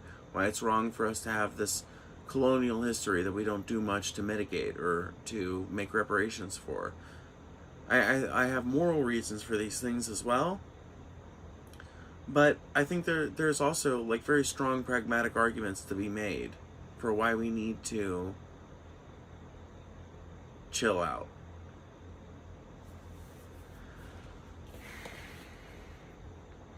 I made my graphics card out of Widget 16. Nice. I'm referring to oil, not graphics cards. Biden/Trump did at least work on the CHIP Act for Arizona's facility funding. That's such a... Come on, Joey. If you were trying to argue against what a shitty liberal Joe Biden was, you would be fucking talking about what a fucking piss-ass, like, horrible half measure the CHIPS Act was. Just like I would. So don't give me that shit, Joey. Sorry, I'm drunk, man. I'm being way more fucking belligerent than I normally would be. I'm so sorry, dog. I'm not trying to be that way. Okay, listen. I don't agree, okay? I get that you're talking about oil, not graphics card, but the economy runs just as hard on fucking graphics cards as it does oil nowadays, my friend. It really does. Like, the creator economy is huge, dude. Not just that, but the fucking AI economy. Like, let's just do some fucking calculations here, right? How much of the U.S. economy is the creator economy? Represents a small fraction of the total U.S. gross domestic product, valued at roughly $50 billion to $56 billion, so 0.25%. So that's not nearly as much as I thought it was. Let me look it up. Hold on, that's not what I want. Fuck, why are you doing this to me? Okay, hold on. Let me think, how should I word it? Oh, shit. I'm so drunk. What percentage of the U.S. economy is made up by AI, technologies, stocks, etc.?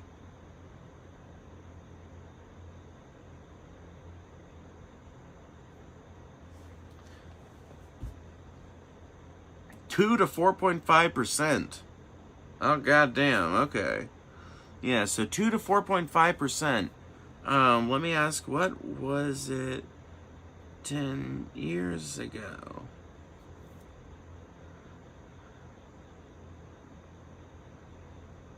Oh my god. Oh no. Oh shit. Holy fuck. Oh my god. Big ups to Google debunkers everywhere. 10 years ago, in 2016, AI technologies and highly exposed stocks were an almost unmeasurable fraction of the broader U.S. economy, representing roughly 0.05% of GDP and less than 3% of the U.S. stock market. During this era, AI was treated strictly as a back-end software feature rather than a standalone macroeconomic infrastructure asset. So, yeah, 2016 it was 0.05, now it's 2 to 4.5%. Total capital investment 10 years ago was $5 billion to $10 billion. Now it's $610 billion.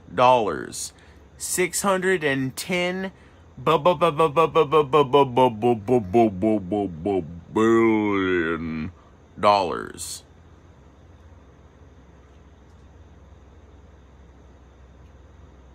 That is insane. 32% of the U.S. stock market. 32 fucking percent. Up from 2 to 3%. So, I don't know, man. The reason I bring that up is simply because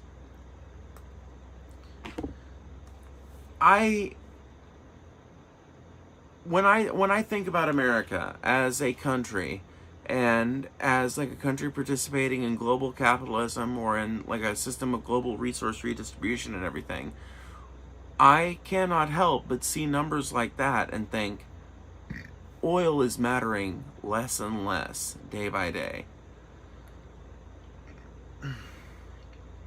Oil is mattering less day by day. Because while functionally everything on the planet is a limited, finite resource, right? Well, basically everything on the planet is that way. There are certain ways to generate electricity that make way more efficient use of the materials involved.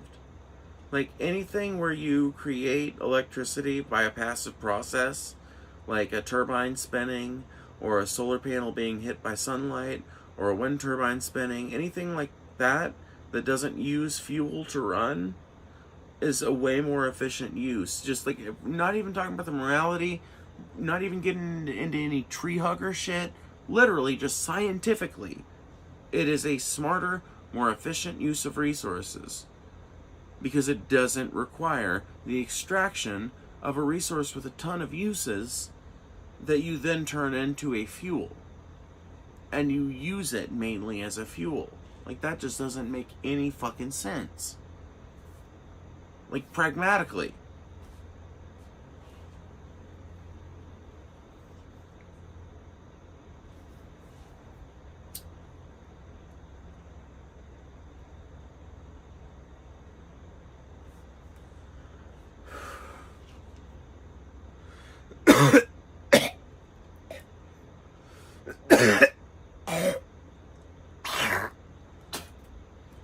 Sorry. I know, that is wild, right? I'm referring to one. Oh, yeah, no, for sure. I already read that one, yeah. I'm not saying graphics cards are the make or break fucking economic indicator. All I'm saying is that oil is not the only thing we need to look at, right? It ain't the 1960s and the 1970s anymore. The U.S. economy is now reliant on tons of materials and tons of building processes that we just don't have here. Maybe eventually we can change that. Like, maybe eventually we'll find the right national forest or the right set of private land to fucking start digging for those minerals on. But until that time, we are reliant on other countries for many of these components that make our society functional. So, and another thing I want to point out, I just searched AI and everything. What a lot of people don't realize is that that's just the AI market and how much of its stocks are represented by that. But like, if you talk about like American business in general, it is all of it is back-ended by the internet. Every single bit of it is back-ended by the internet.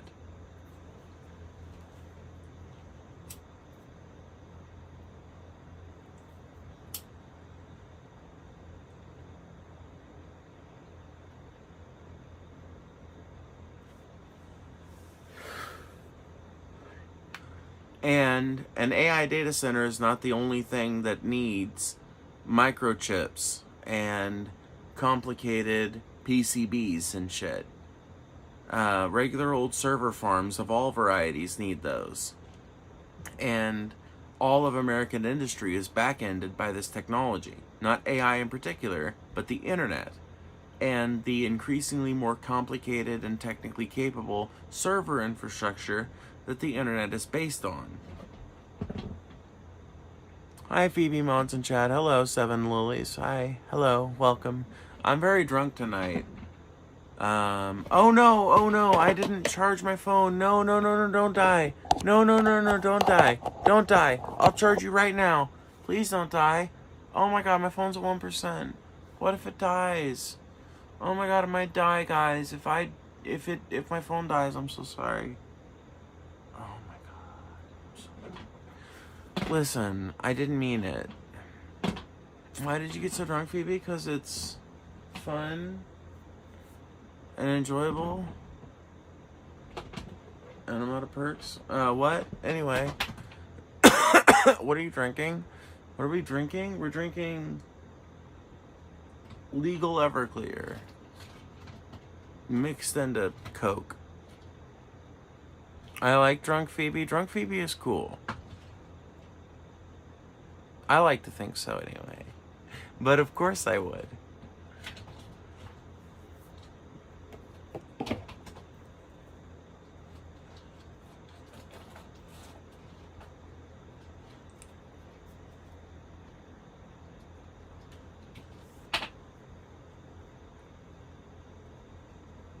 Motherfuckers here may do drug advocacy. They think it's in the vague, moral, euphemistic sense.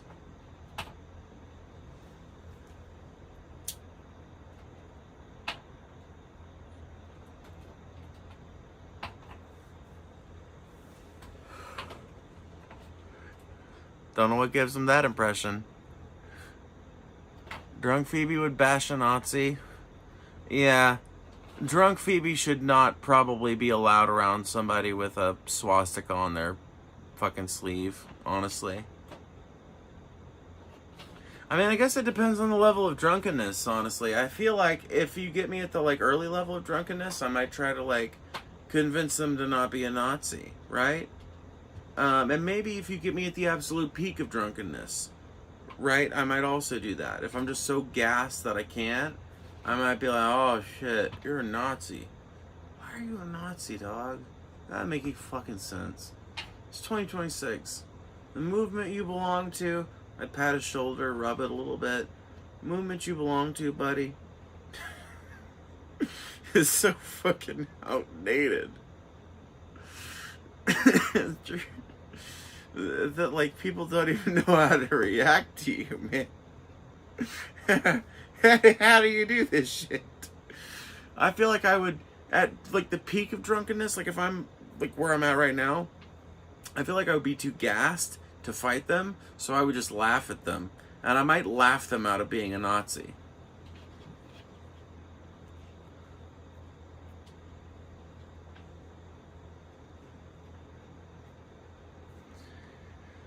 Just shame a Nazi through your complete irreverence into not being a Nazi anymore. It's well, I mean, fuck, I don't know. Be oh god, okay, listen, I'm an anarchist trans woman, and I'm gonna buy you a drink. And that's gonna happen unless you move from this bar stool and leave the bar right now. Because even if you move from this bar stool, go somewhere else, my anarchist, leftist, trans girl ass about to buy a drink. And then you're gonna consume it. Because if you throw it away, you're gonna look like a piece of shit. So the only way you can get out of this is by leaving. 1, 2, 3. Bartender! It was the strongest drink you can make for this fella right here. And we convince him to stop being a fucking fascist or whatever retarded shit.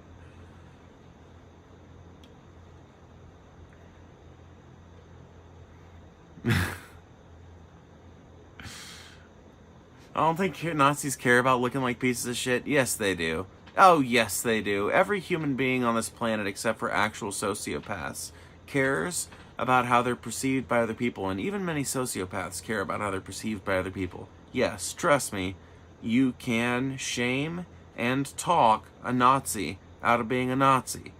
Derek Jensen did it for a living for many years, basically.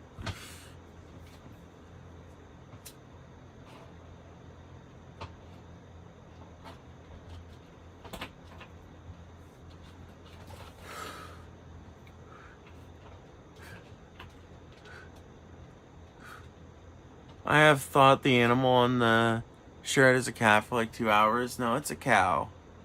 It's a cow. It says crazy heifer. You can shame a sociopath. Psychopaths are a different story. Yeah, for sure. But that stroll around looking like dorks with their combat tactics. Yeah. A lot of people like that, honestly, are looking for a reaction. And that's why I would want to give them the reaction I'm describing. Of like, well, you clearly sat here looking for a confrontation, but I'm way too drunk to provide you the satisfaction. So you're just gonna have to like accept a chill conversation where like my outset agenda from the very beginning is that I'm gonna eventually, by the end of our association, convince you not to be a Nazi anymore. And you can avert this by leaving, but if you sit here, you stay there, just telling you.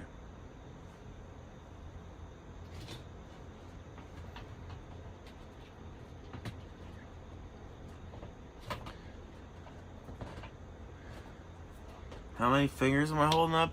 How the fuck am I supposed to know that? Piece of shit.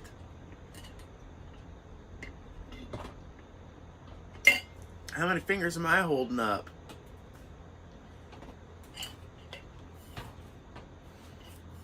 You fucker worried about my fucking fingers. You don't know shit about a finger. Fuck you think you know about a finger? Here's a couple fingers for you.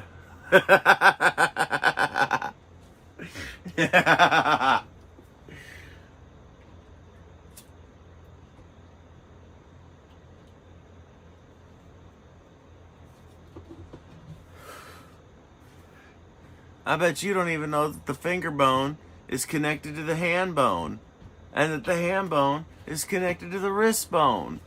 Bet you don't even know that.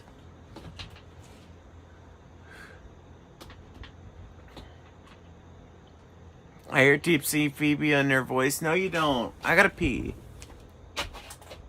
Bullshit. I call bullshit. Nobody hears shit.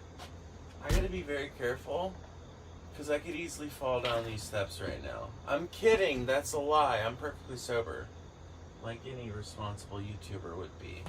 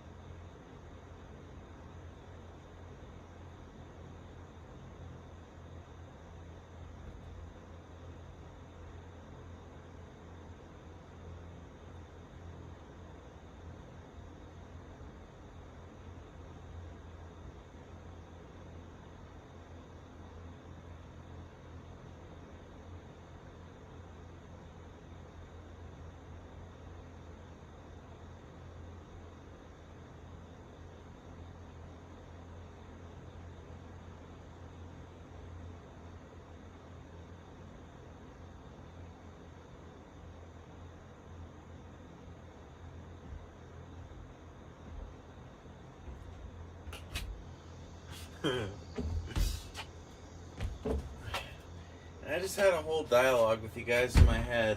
I'll share it with you for posterity's sake. I was like, have I ever told you guys how much I miss Dirty Kid life sometimes? And then one of you guys, Matt, in my head said, yes, Phoebe, many times. And I just thought that was nice, and I thought I should share it with you guys. That is this stream. We do talk about Jesus a lot. What now? Do we talk about Jesus a lot? First time here. Is this where we listen to wholesome songs with no smoking pot or drinking alcohol and use family-friendly language? Yeah. Sure. Sure. Yeah. Yep. Yeah, sure. Yeah, that's what it is. Yeah. Mm-hmm. It's basically our mission statement. My rent free in your head? Not exactly. I just don't have that many people I talk to, so the people I do, I think, just come up often in my thoughts.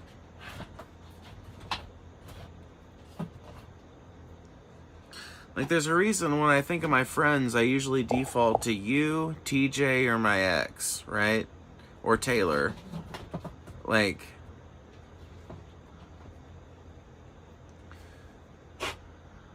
honestly, me and TJ haven't talked in a while. I need to send that motherfucker a text. They sent me some texts and I forgot to respond, but I was like, I saw it and I was like, fuck, I need to respond to this. And then I didn't. So did I forget? I guess. But also now I'm remembering. But I'm still probably not going to respond to it because I'm a fucking irresponsible piece of shit. Tsk. Can you quit fucking with the litter scoop? Tsk. Quit that. I saw the Odyssey today. It was so packed. I saw in the 70mm IMAX worth the $20 ticket. It was an amazing experience. Huge screen. Oh, I bet. From what I can see, it looks like it's going to be a pretty good movie if I'm able to see it. I don't know. I'll probably see it at some point, but I'll probably see it on, you know, good old home theater setup. In my bedroom, I've got a 65-inch smart TV. It's a 4K TV and everything, so it's pretty nice. It's pretty cheap, so I think it's probably not going to last that long, but my partner left it with me when they moved, my ex, and they were like, yeah, you can keep it, it's fine. So they bought it originally, but I got to keep it, and now it's my second monitor on my PC. But that also means that, you know, because it's a smart TV and everything, and it's connected to the PC, even if it wasn't, I can watch movies on it. And like, movies look very good on it. So I could, and I got a sound bar in there too. It's not like the best high quality sound bar. Honestly, sometimes I think maybe the TV's audio is better, but, you know, either way. You must return the text. True. How was it? I heard a historian kind of tore it up, but that is to be expected. Yeah, well, that's the thing. Like, it is incredibly hard to make a movie of any kind that references historical events or historical poetry or anything like that is going to satisfy every historian. And part of that is because of the irascibility of the human species and our inability to settle on, you know, any one given thing, and our tendency to fight amongst one another and shit. But part of it really is just the fact that there's so many different competing theories when it comes to different areas of history that you might get a consultation from one historian and get one narrative, and then get a historian, you know, that has a completely different narrative about the same exact fucking events. And it just depends on what theories that they personally put more weight in, which is why, you know, I kind of prefer the model of consensus-based research rather than expert consultation when it comes to writing and shit like that. Like, if I'm writing a script or writing something that I want, you know, to have weight behind it or something, I don't like try and find like a specific expert most of the time. I sometimes will do that if it makes sense, but most of the time I try and figure out like what is the consensus of experts on this given topic. And if it happens to go into an area where there is no given consensus, where there's a number of theories, then if I feel the need to, I'll cover all those different theories.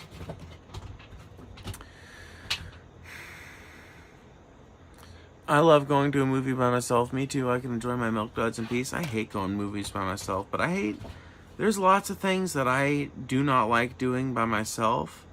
I think mostly because I was like conditioned socially to expect them as social events, if that makes sense.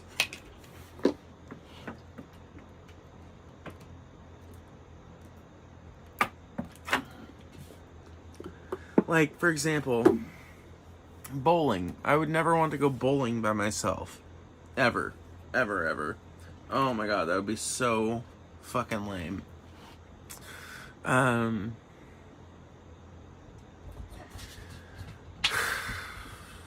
about the only like adult social activity I can think of wanting to do by myself is still something I would hope to socialize while doing, which is going to a bar crawling maybe. I might be willing to like, you know, drive downtown and park my car in an overnight spot or something, and then just spend all night going to different bars and then get a cab back to the house in the morning. I might be willing to do something like that in theory by myself, but what I would be hoping to do would be like to run into other people I know and cool people that, you know, want to go to a different spot, and then you like slowly but surely you build up a little crowd of people, you know? That kind of thing is cool, but then are you really doing it alone if you're expecting to socialize with other people? I don't know. Elliot Page was fine in the movie, and he was like 2 scenes of the whole thing, less than 10 minutes of screen time. Maga Chuds just could not handle it. Oh my god. So lame. Literally could not handle the idea that a trans man would be casted to play a male role. Oh, the horror.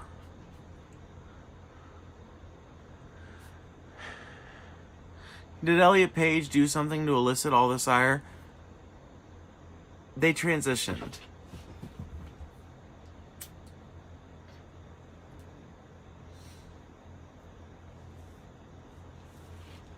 He transitioned, and so, therefore, he is an evil demon person. Obviously. Do they expect Elliot Page to never work again because they transitioned? Yes.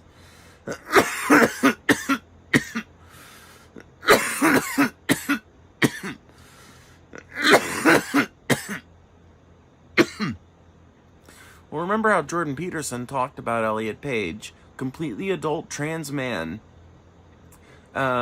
getting his like top surgery and shit. Think about how he talked about that. Think about how Jordan Peterson talked about Elliot Page's fucking transition process. Had some butcher cut her tits right off. Those lovely perfect tits. I've jerked off to them so many times. You know, like literally being so fucking, he wasn't quite that bad, but still, he talked about her in such a he talked about him in such a disparaging way, constantly misgendered him, constantly, reinforced this idea that he went against when he was on Kyle Kalinske, that he's against, like, okay, so Jordan Peterson is such a fucking slippery rat ever since he went crazy from benzos and mold. And he will claim to have one position in front of leftists when it comes to the trans issue, and another position in front of people who agree with him on it. When he's talking with a leftist like Kyle Kalinske, he'll act like it's basically like, if you want to be, you know, a grown-up and do it, then maybe it's fine, but I still kind of disagree with the practice in general, and I don't think the science is well-founded. You know, but if he's, like, talking to a right-wing audience, or making content that he expects to be viewed by right-wingers, then all of a sudden, you know, had some horrible butcher cut her tits off, you know?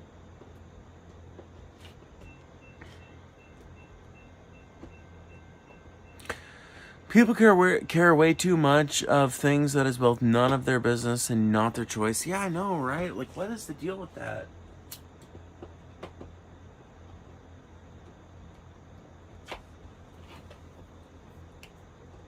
There really is a preponderance of that shit.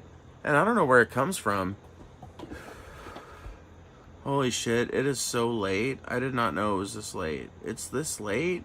How the fuck is it this late? It's 4:38 in the morning? What? When did it get this late? What the fuck? No! No, no, no, no, no, no. Oh my god, it's not supposed to be this late. Oh my god. Well. Ugh. You know,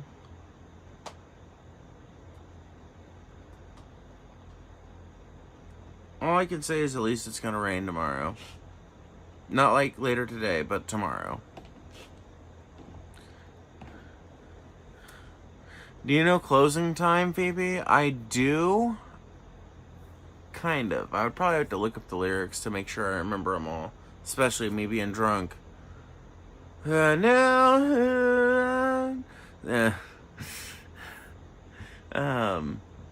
god, do I want to try playing a song?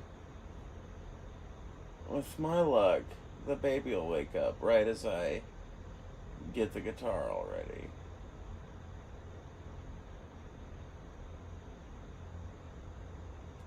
But it would be a good outro song. Can't blame you there. I'm fine. I'm literally fine. See?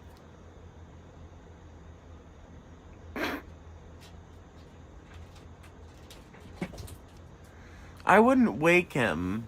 It's not that I would wake him. It's just like, cause I'm watching him with a baby monitor and shit. There's no danger of waking him. It's just like, I feel like it would be my luck for as soon as I got the guitar on and tuned up, then a train would come by, or he would have a bad dream or something and be like, in need of my reassurance. And so I'd have to run in real quick, and then I have to come back out. Which, whatever, I've done that before, and sometimes it's fine. But on the other hand, it's so fucking late. Oh, I don't know what to do. It would be hella funny, it would be good. Wouldn't it be good?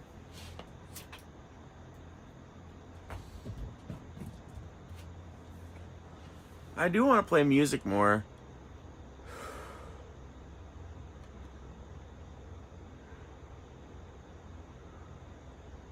I kind of think if I could get a decent oeuvre of songs under my belt, like original songs by me under my belt, I could probably do do some shows in front of people. And maybe possibly, if I had some videos of me doing that was the conditions that Scotty set out for someone he would need, or for that Scotty set out as what he would need if someone was to open for them. Because I made the offer and Scotty was like, no, after the Jareth Gawain thing, I just don't know if I trust that process to work out. And I was like, okay, no, I understand. But one of the things he said was, like if you've got videos of you performing in front of a crowd or something, then that's different. And I was like, okay, well, I'll see if I can source that. So far, I've only been able to source one, and there's no video of the crowd. You can tell by the way the stage is lit and by the way the video looks that it's clearly a video taken at a concert, but it's also only like 26 seconds long. So I kind of feel like I need to get back into music, partly because I really do feel my most expressive when I do music, but also because it's a really good avenue for me to socialize by. And third, because I think, if I got a few videos of me playing in front of a crowd, then maybe I could be like, hey, if you guys come to the Howling Wolf, maybe have me on to intro you guys. It's not like there's anything illegal or that breaks copyright law about me playing, like, one of the old DP songs or something. Like, pretty sure we can get away with that. Pretty sure that's fair use. Not only that, but,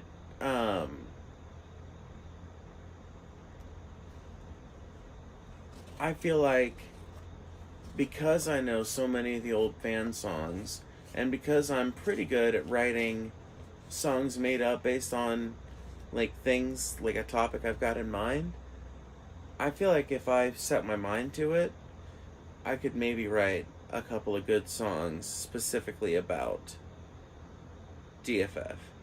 You know, like Paul's got a song. Everybody knows Paul's song. Why doesn't TJ have a song? Why doesn't Scotty have a song?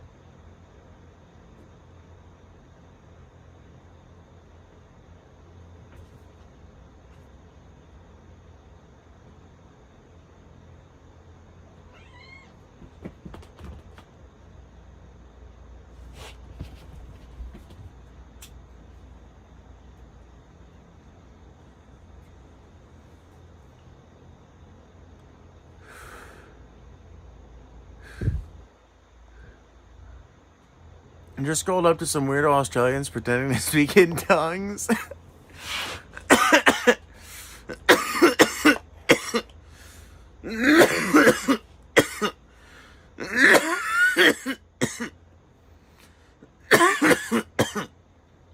It's always fun to see what the rest of the algorithm is doing, that's for sure.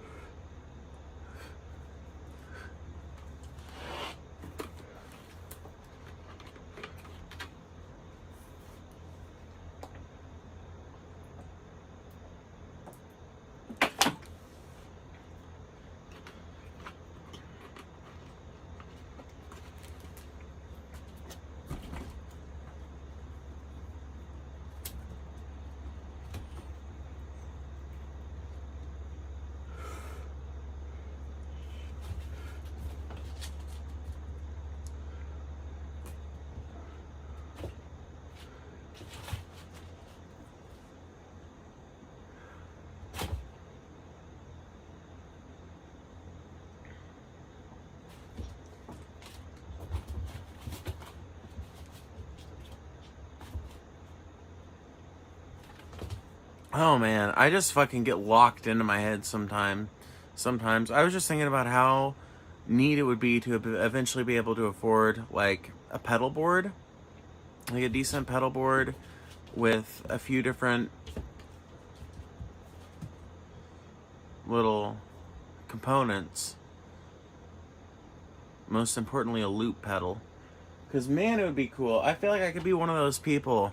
Like, Ed Sheeran employs loop boards heavily when he's performing solo. And manages to just create beautiful compositions using a loop board.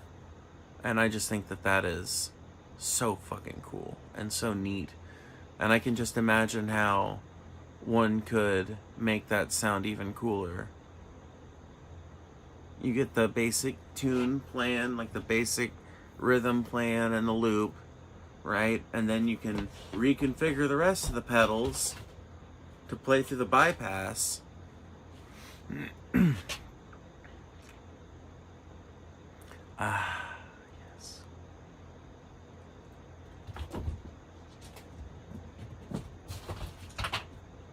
I just got depressed thinking about my dead dog and how I took her for granted. That's horrible. I'm sorry. I get to feeling that way sometimes about my cat.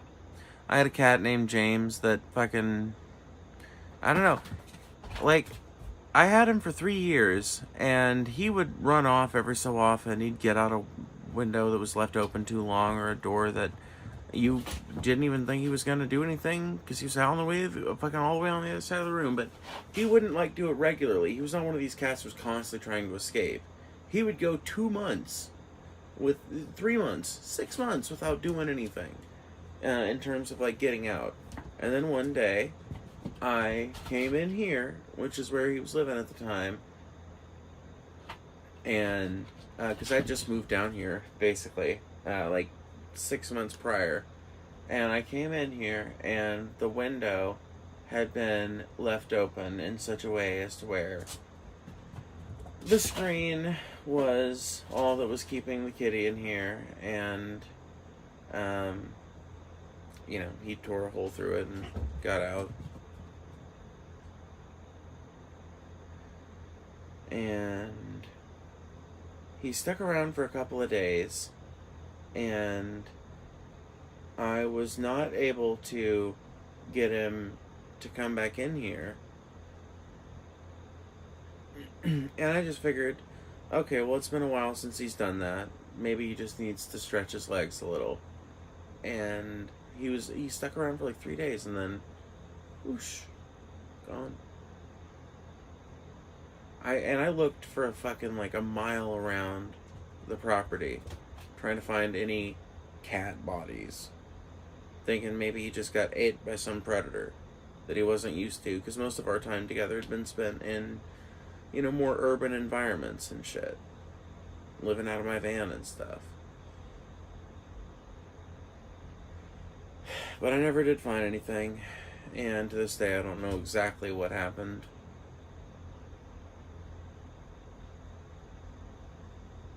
Sucks.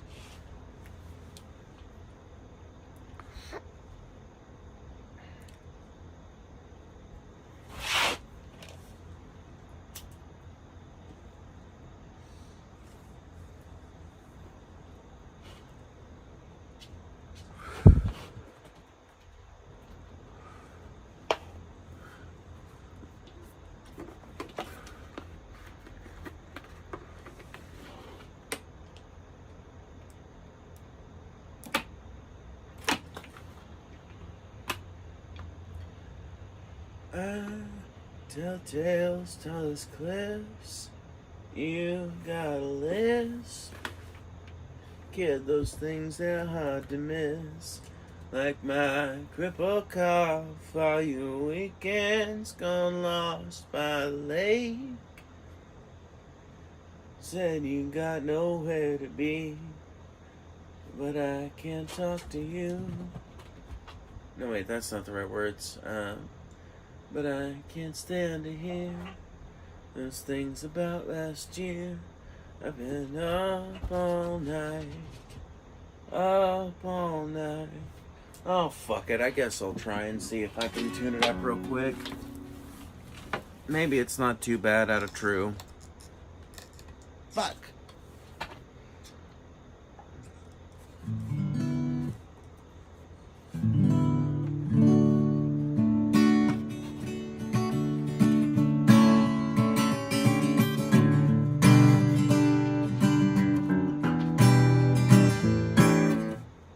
Well, sounds alright to my drunk ass.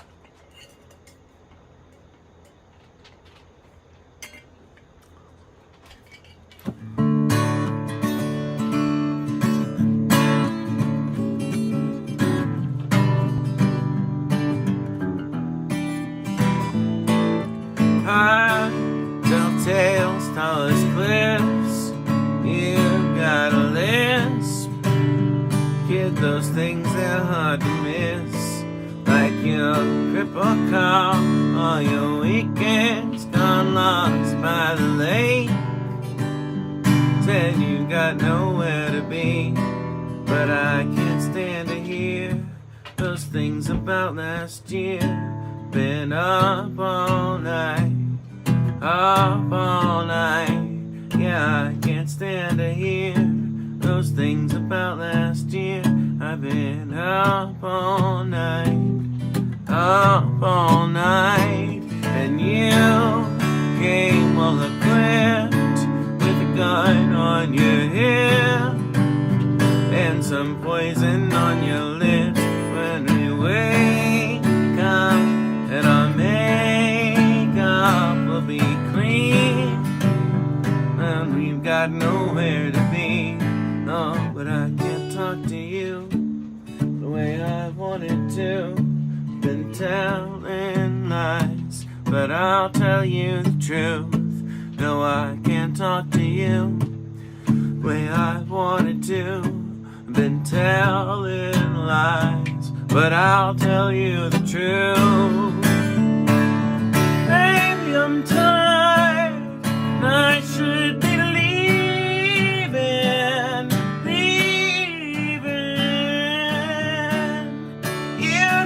tired, I should be leaving. And hang like the rest, we'll leave the news on. Yeah,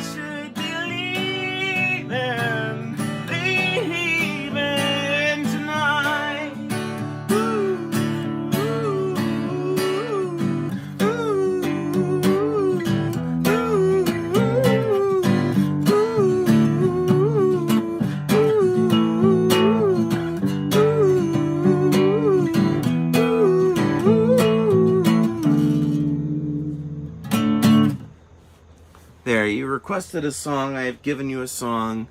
May you all be eternally gracious.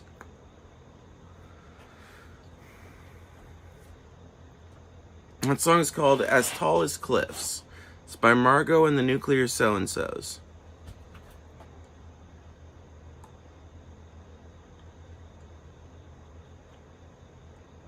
They've got a song that's super popular and it always gets all the love, so I like to play that one instead.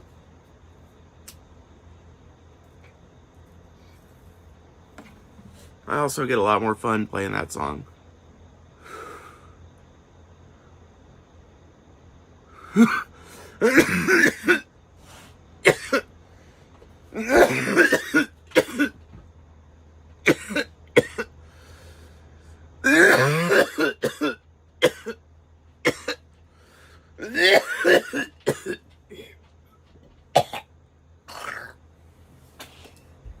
Oh boy. That was beautiful. I cried. Aww. You guys are too sweet.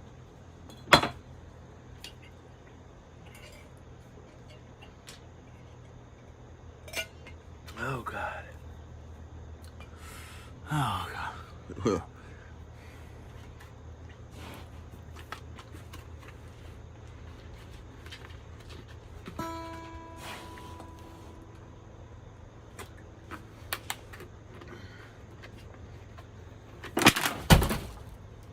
Well, shit.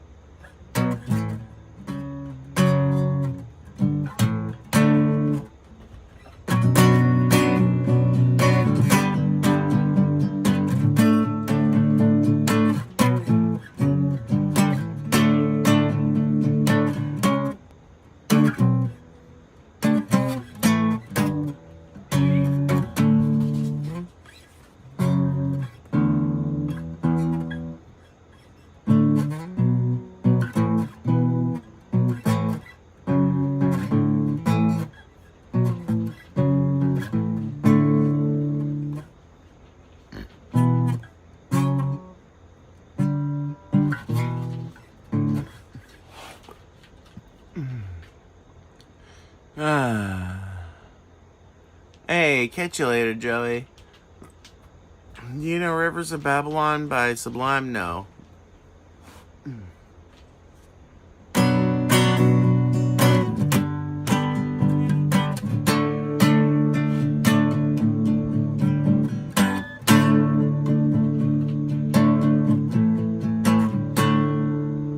Someone told me long ago there's a calm before the storm. I know, I know, no, no, no. I know it's been coming for some time. Sorry, I don't normally play this song. When it's over, so they say, it'll rain a sunny day. I know, shine down like water.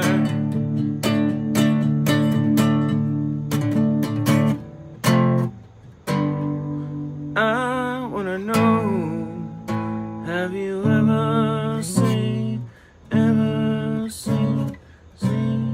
Hold on, I gotta figure out how this chord pattern works. I wanna know, have you ever seen the rain?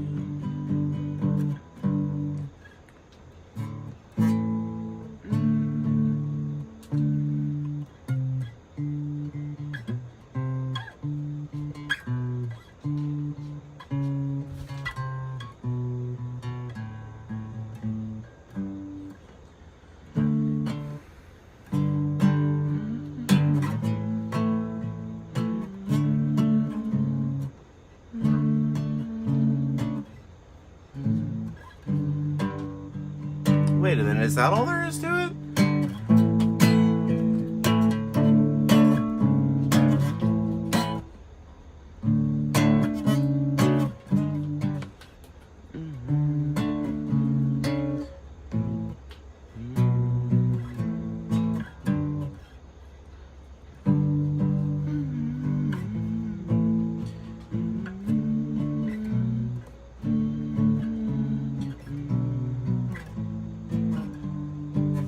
almost sounds right.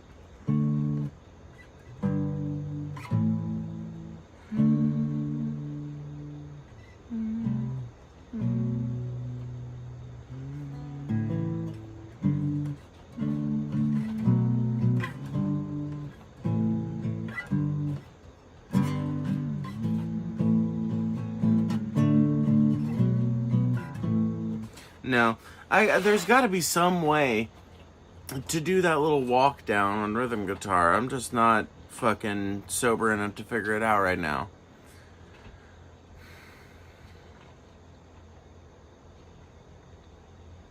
Yeah, Rock Lobster from the B-52 is not from fucking Family Guy.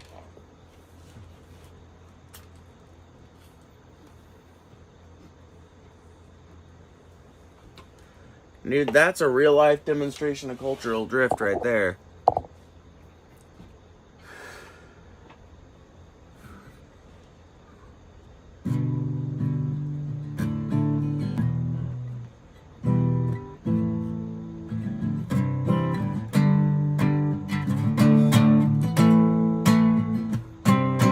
Closing time. Let me play the song.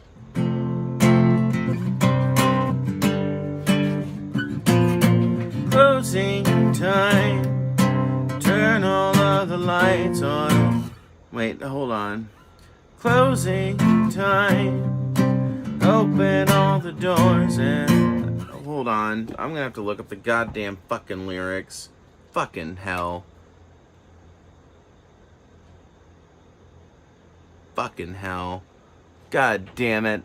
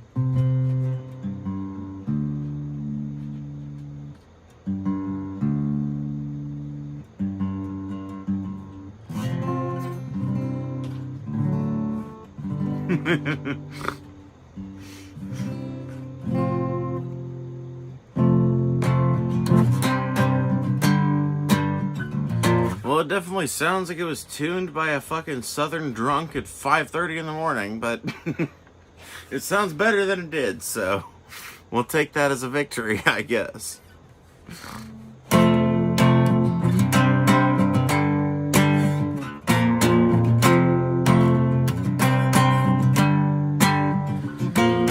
Closing time.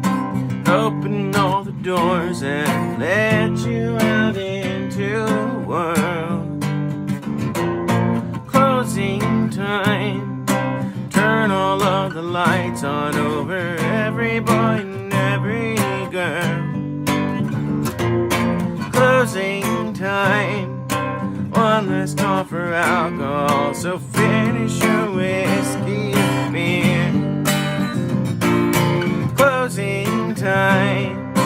We don't have to go home, but you can stay here. Yeah, I know who I want to take me home.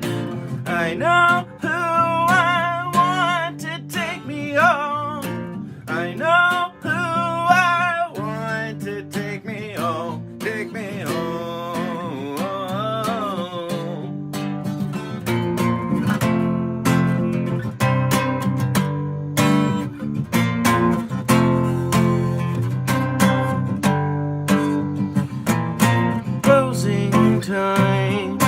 Time for you to go out to the places you will be from. time. This room won't be open till your brothers or your sisters come.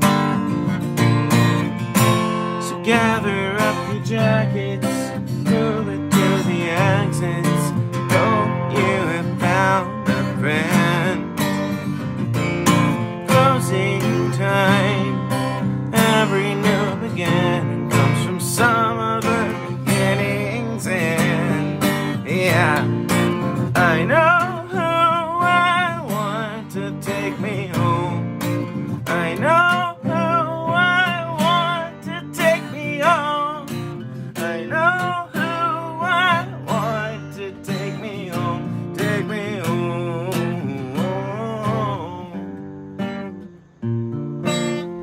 Closing time. Every new beginning comes from some other beginning's end.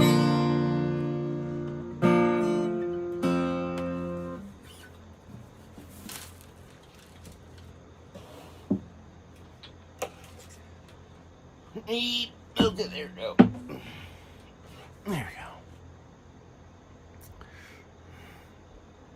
Nice. Thank you, Matt. I knew you would like that one. I knew you would like that one. I am a merciful God.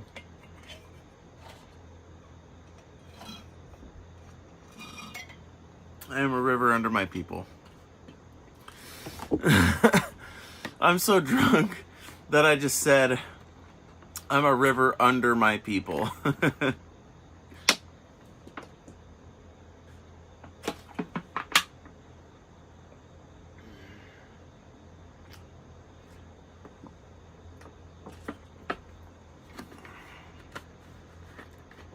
A river under my people, bro.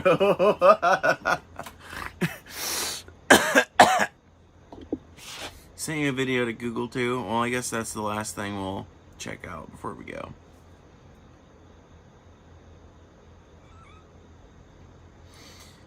The president is covered head to toe in shit. You gotta be kidding me. What? What? What's going on?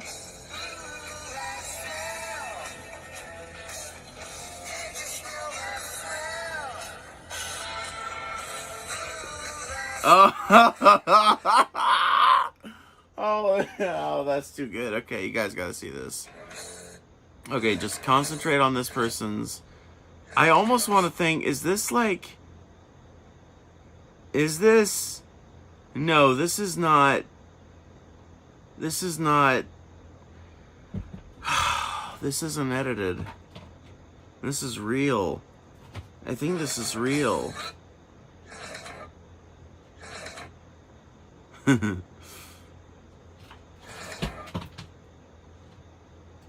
No, stop doing that. Okay, I guess I'm just gonna have to reverse it when I do it. Okay, so look at this shit.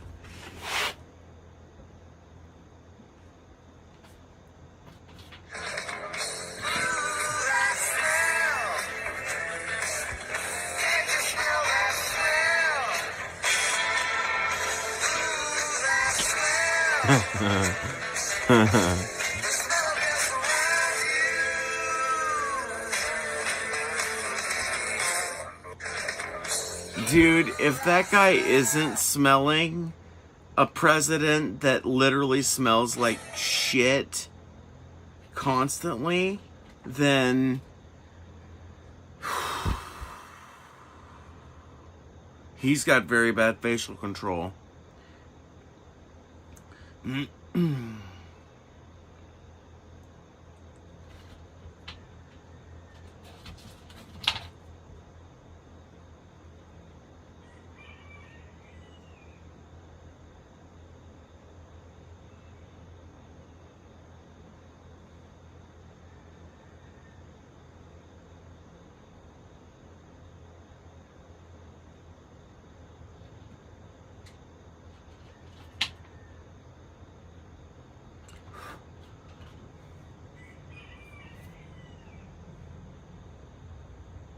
Holy shit, I just had to respond to a Reddit comment because somebody's being a bootlicker. But that did make me giggle. There for a minute, I was about to sound like a goddamn engine.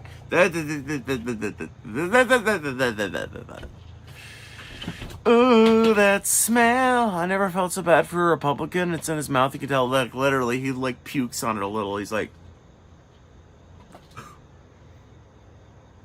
I couldn't do it. I couldn't do it. I'm so glad I'm a leftist, because I don't have to put up with that shit. If a motherfucker stinks in a fucking leftist circle, they get told.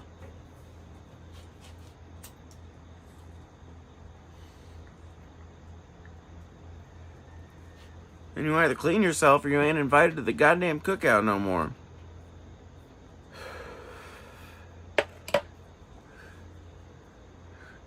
If Cyclospora mutates and goes airborne, Trump will be patient zero. Yeah, definitely.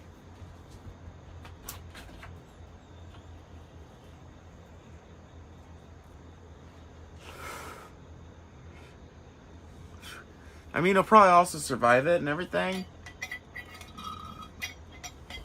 But still.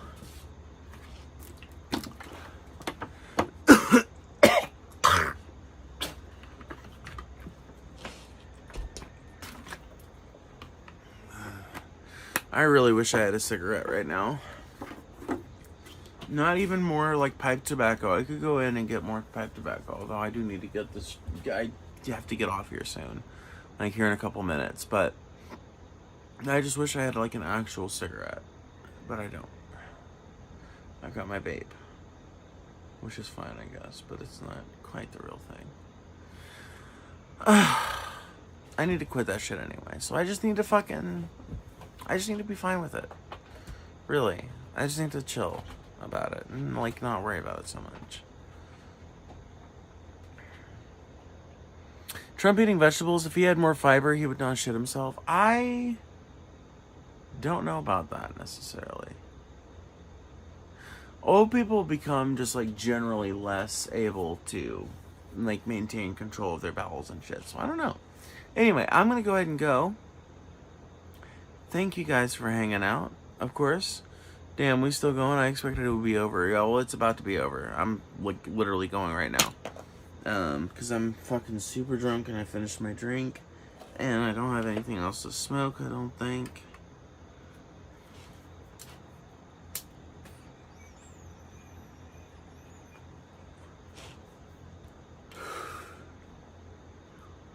Finished out into a resin hit. That's how much I love you guys. Good night, y'all. Good night. Sorry to have bothered you with that Family Guy reference. Oh, you didn't bother me. I wasn't bothered. I was just making a joke. I was just fucking playing on to what Jess said.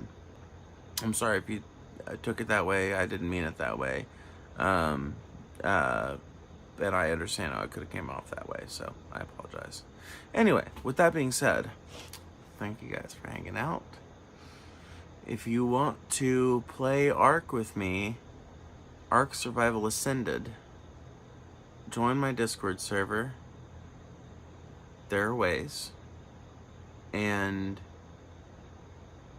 ask me about it. And we'll set something up. Maybe.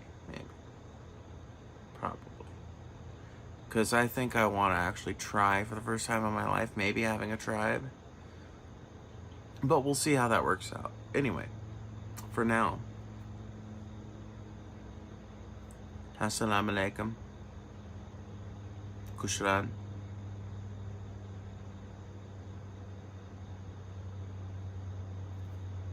Peace the fuck out.